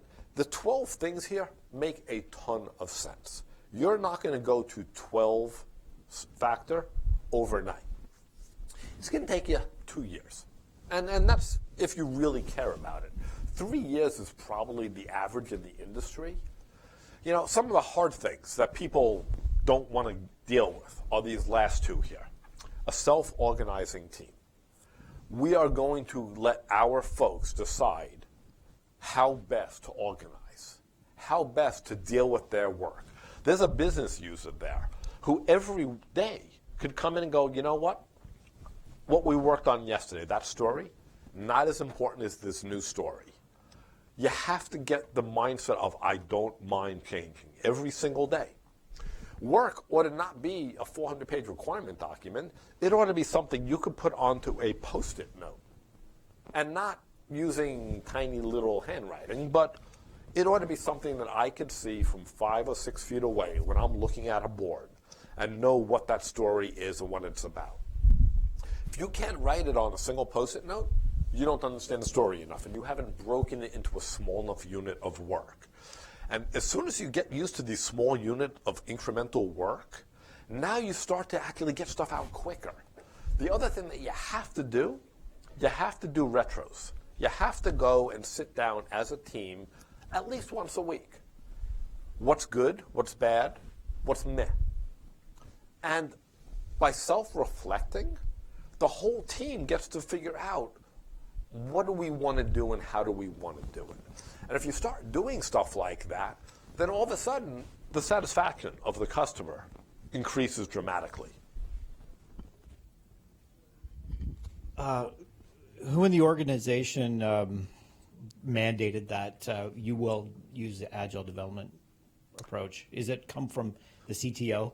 So that is a great question, and I will contend that it's not a mandate. If you try to mandate it, it is not going to work. There's a great user experience picture where there is a gate, and then there's a barrier, and there's a gate, and then there's a hole in the gate. And people don't go to the barrier because it's a pain in the neck. So they walk around, they go through the hole in the gate. People don't like to be told what to do and how to do it. You've got to show the value. So the way I have seen this work is, yes, you have to make sure that you have buy-in from all levels, And that includes the business, but that's an easy thing, because the business truly wants to be involved in what you're building and how you're building it. You've got to go and you've got to pick a small team of mercenaries within your organization, and you got to let them try it out. And they got to start talking about it. And they have to then start evangelizing it for you. If you try to mandate a 5,000 person organization to do things, you will get a lot of facades, which is people claiming that they're doing it. And when somebody walks by, they'll pretend to be doing it. And they'll all have the big whiteboards with the 100 Post-it notes on it. But they're not doing it. So you got to actually get people to buy into it, which is simple. As soon as you start showing value, as soon as you start getting onto that frequent delivery schedule, as soon as you have working software constantly available that you could react quickly, as soon as people start talking amongst themselves, and really one of the more important ones is it's also about not having ridiculous deadlines. Because we've all lived with the, I've got a death march for project, we have to hit this date. Now the team decides what they work on when they deliver it. There are no more artificial deadlines. Because every time we work to a deadline, what happens is we make the deadline, people die, and the software sucks. And then 6 months later, we actually get the software out that we really wanted. And we all think that's okay, by the way, right? I mean, that's the way IT has been done for the last 30 years. Stop doing things that don't work is kind of the message of Agile, right? If you go back to that other slide right there, the stuff on the right is important, no doubt about it, but the stuff on the left is what really counts. And those are easy conversations to have. I don't care who your software development folks are and your business folks are. If they, start thinking about what they would like, this is kind of a natural thing. Anything else? Good. Thank you.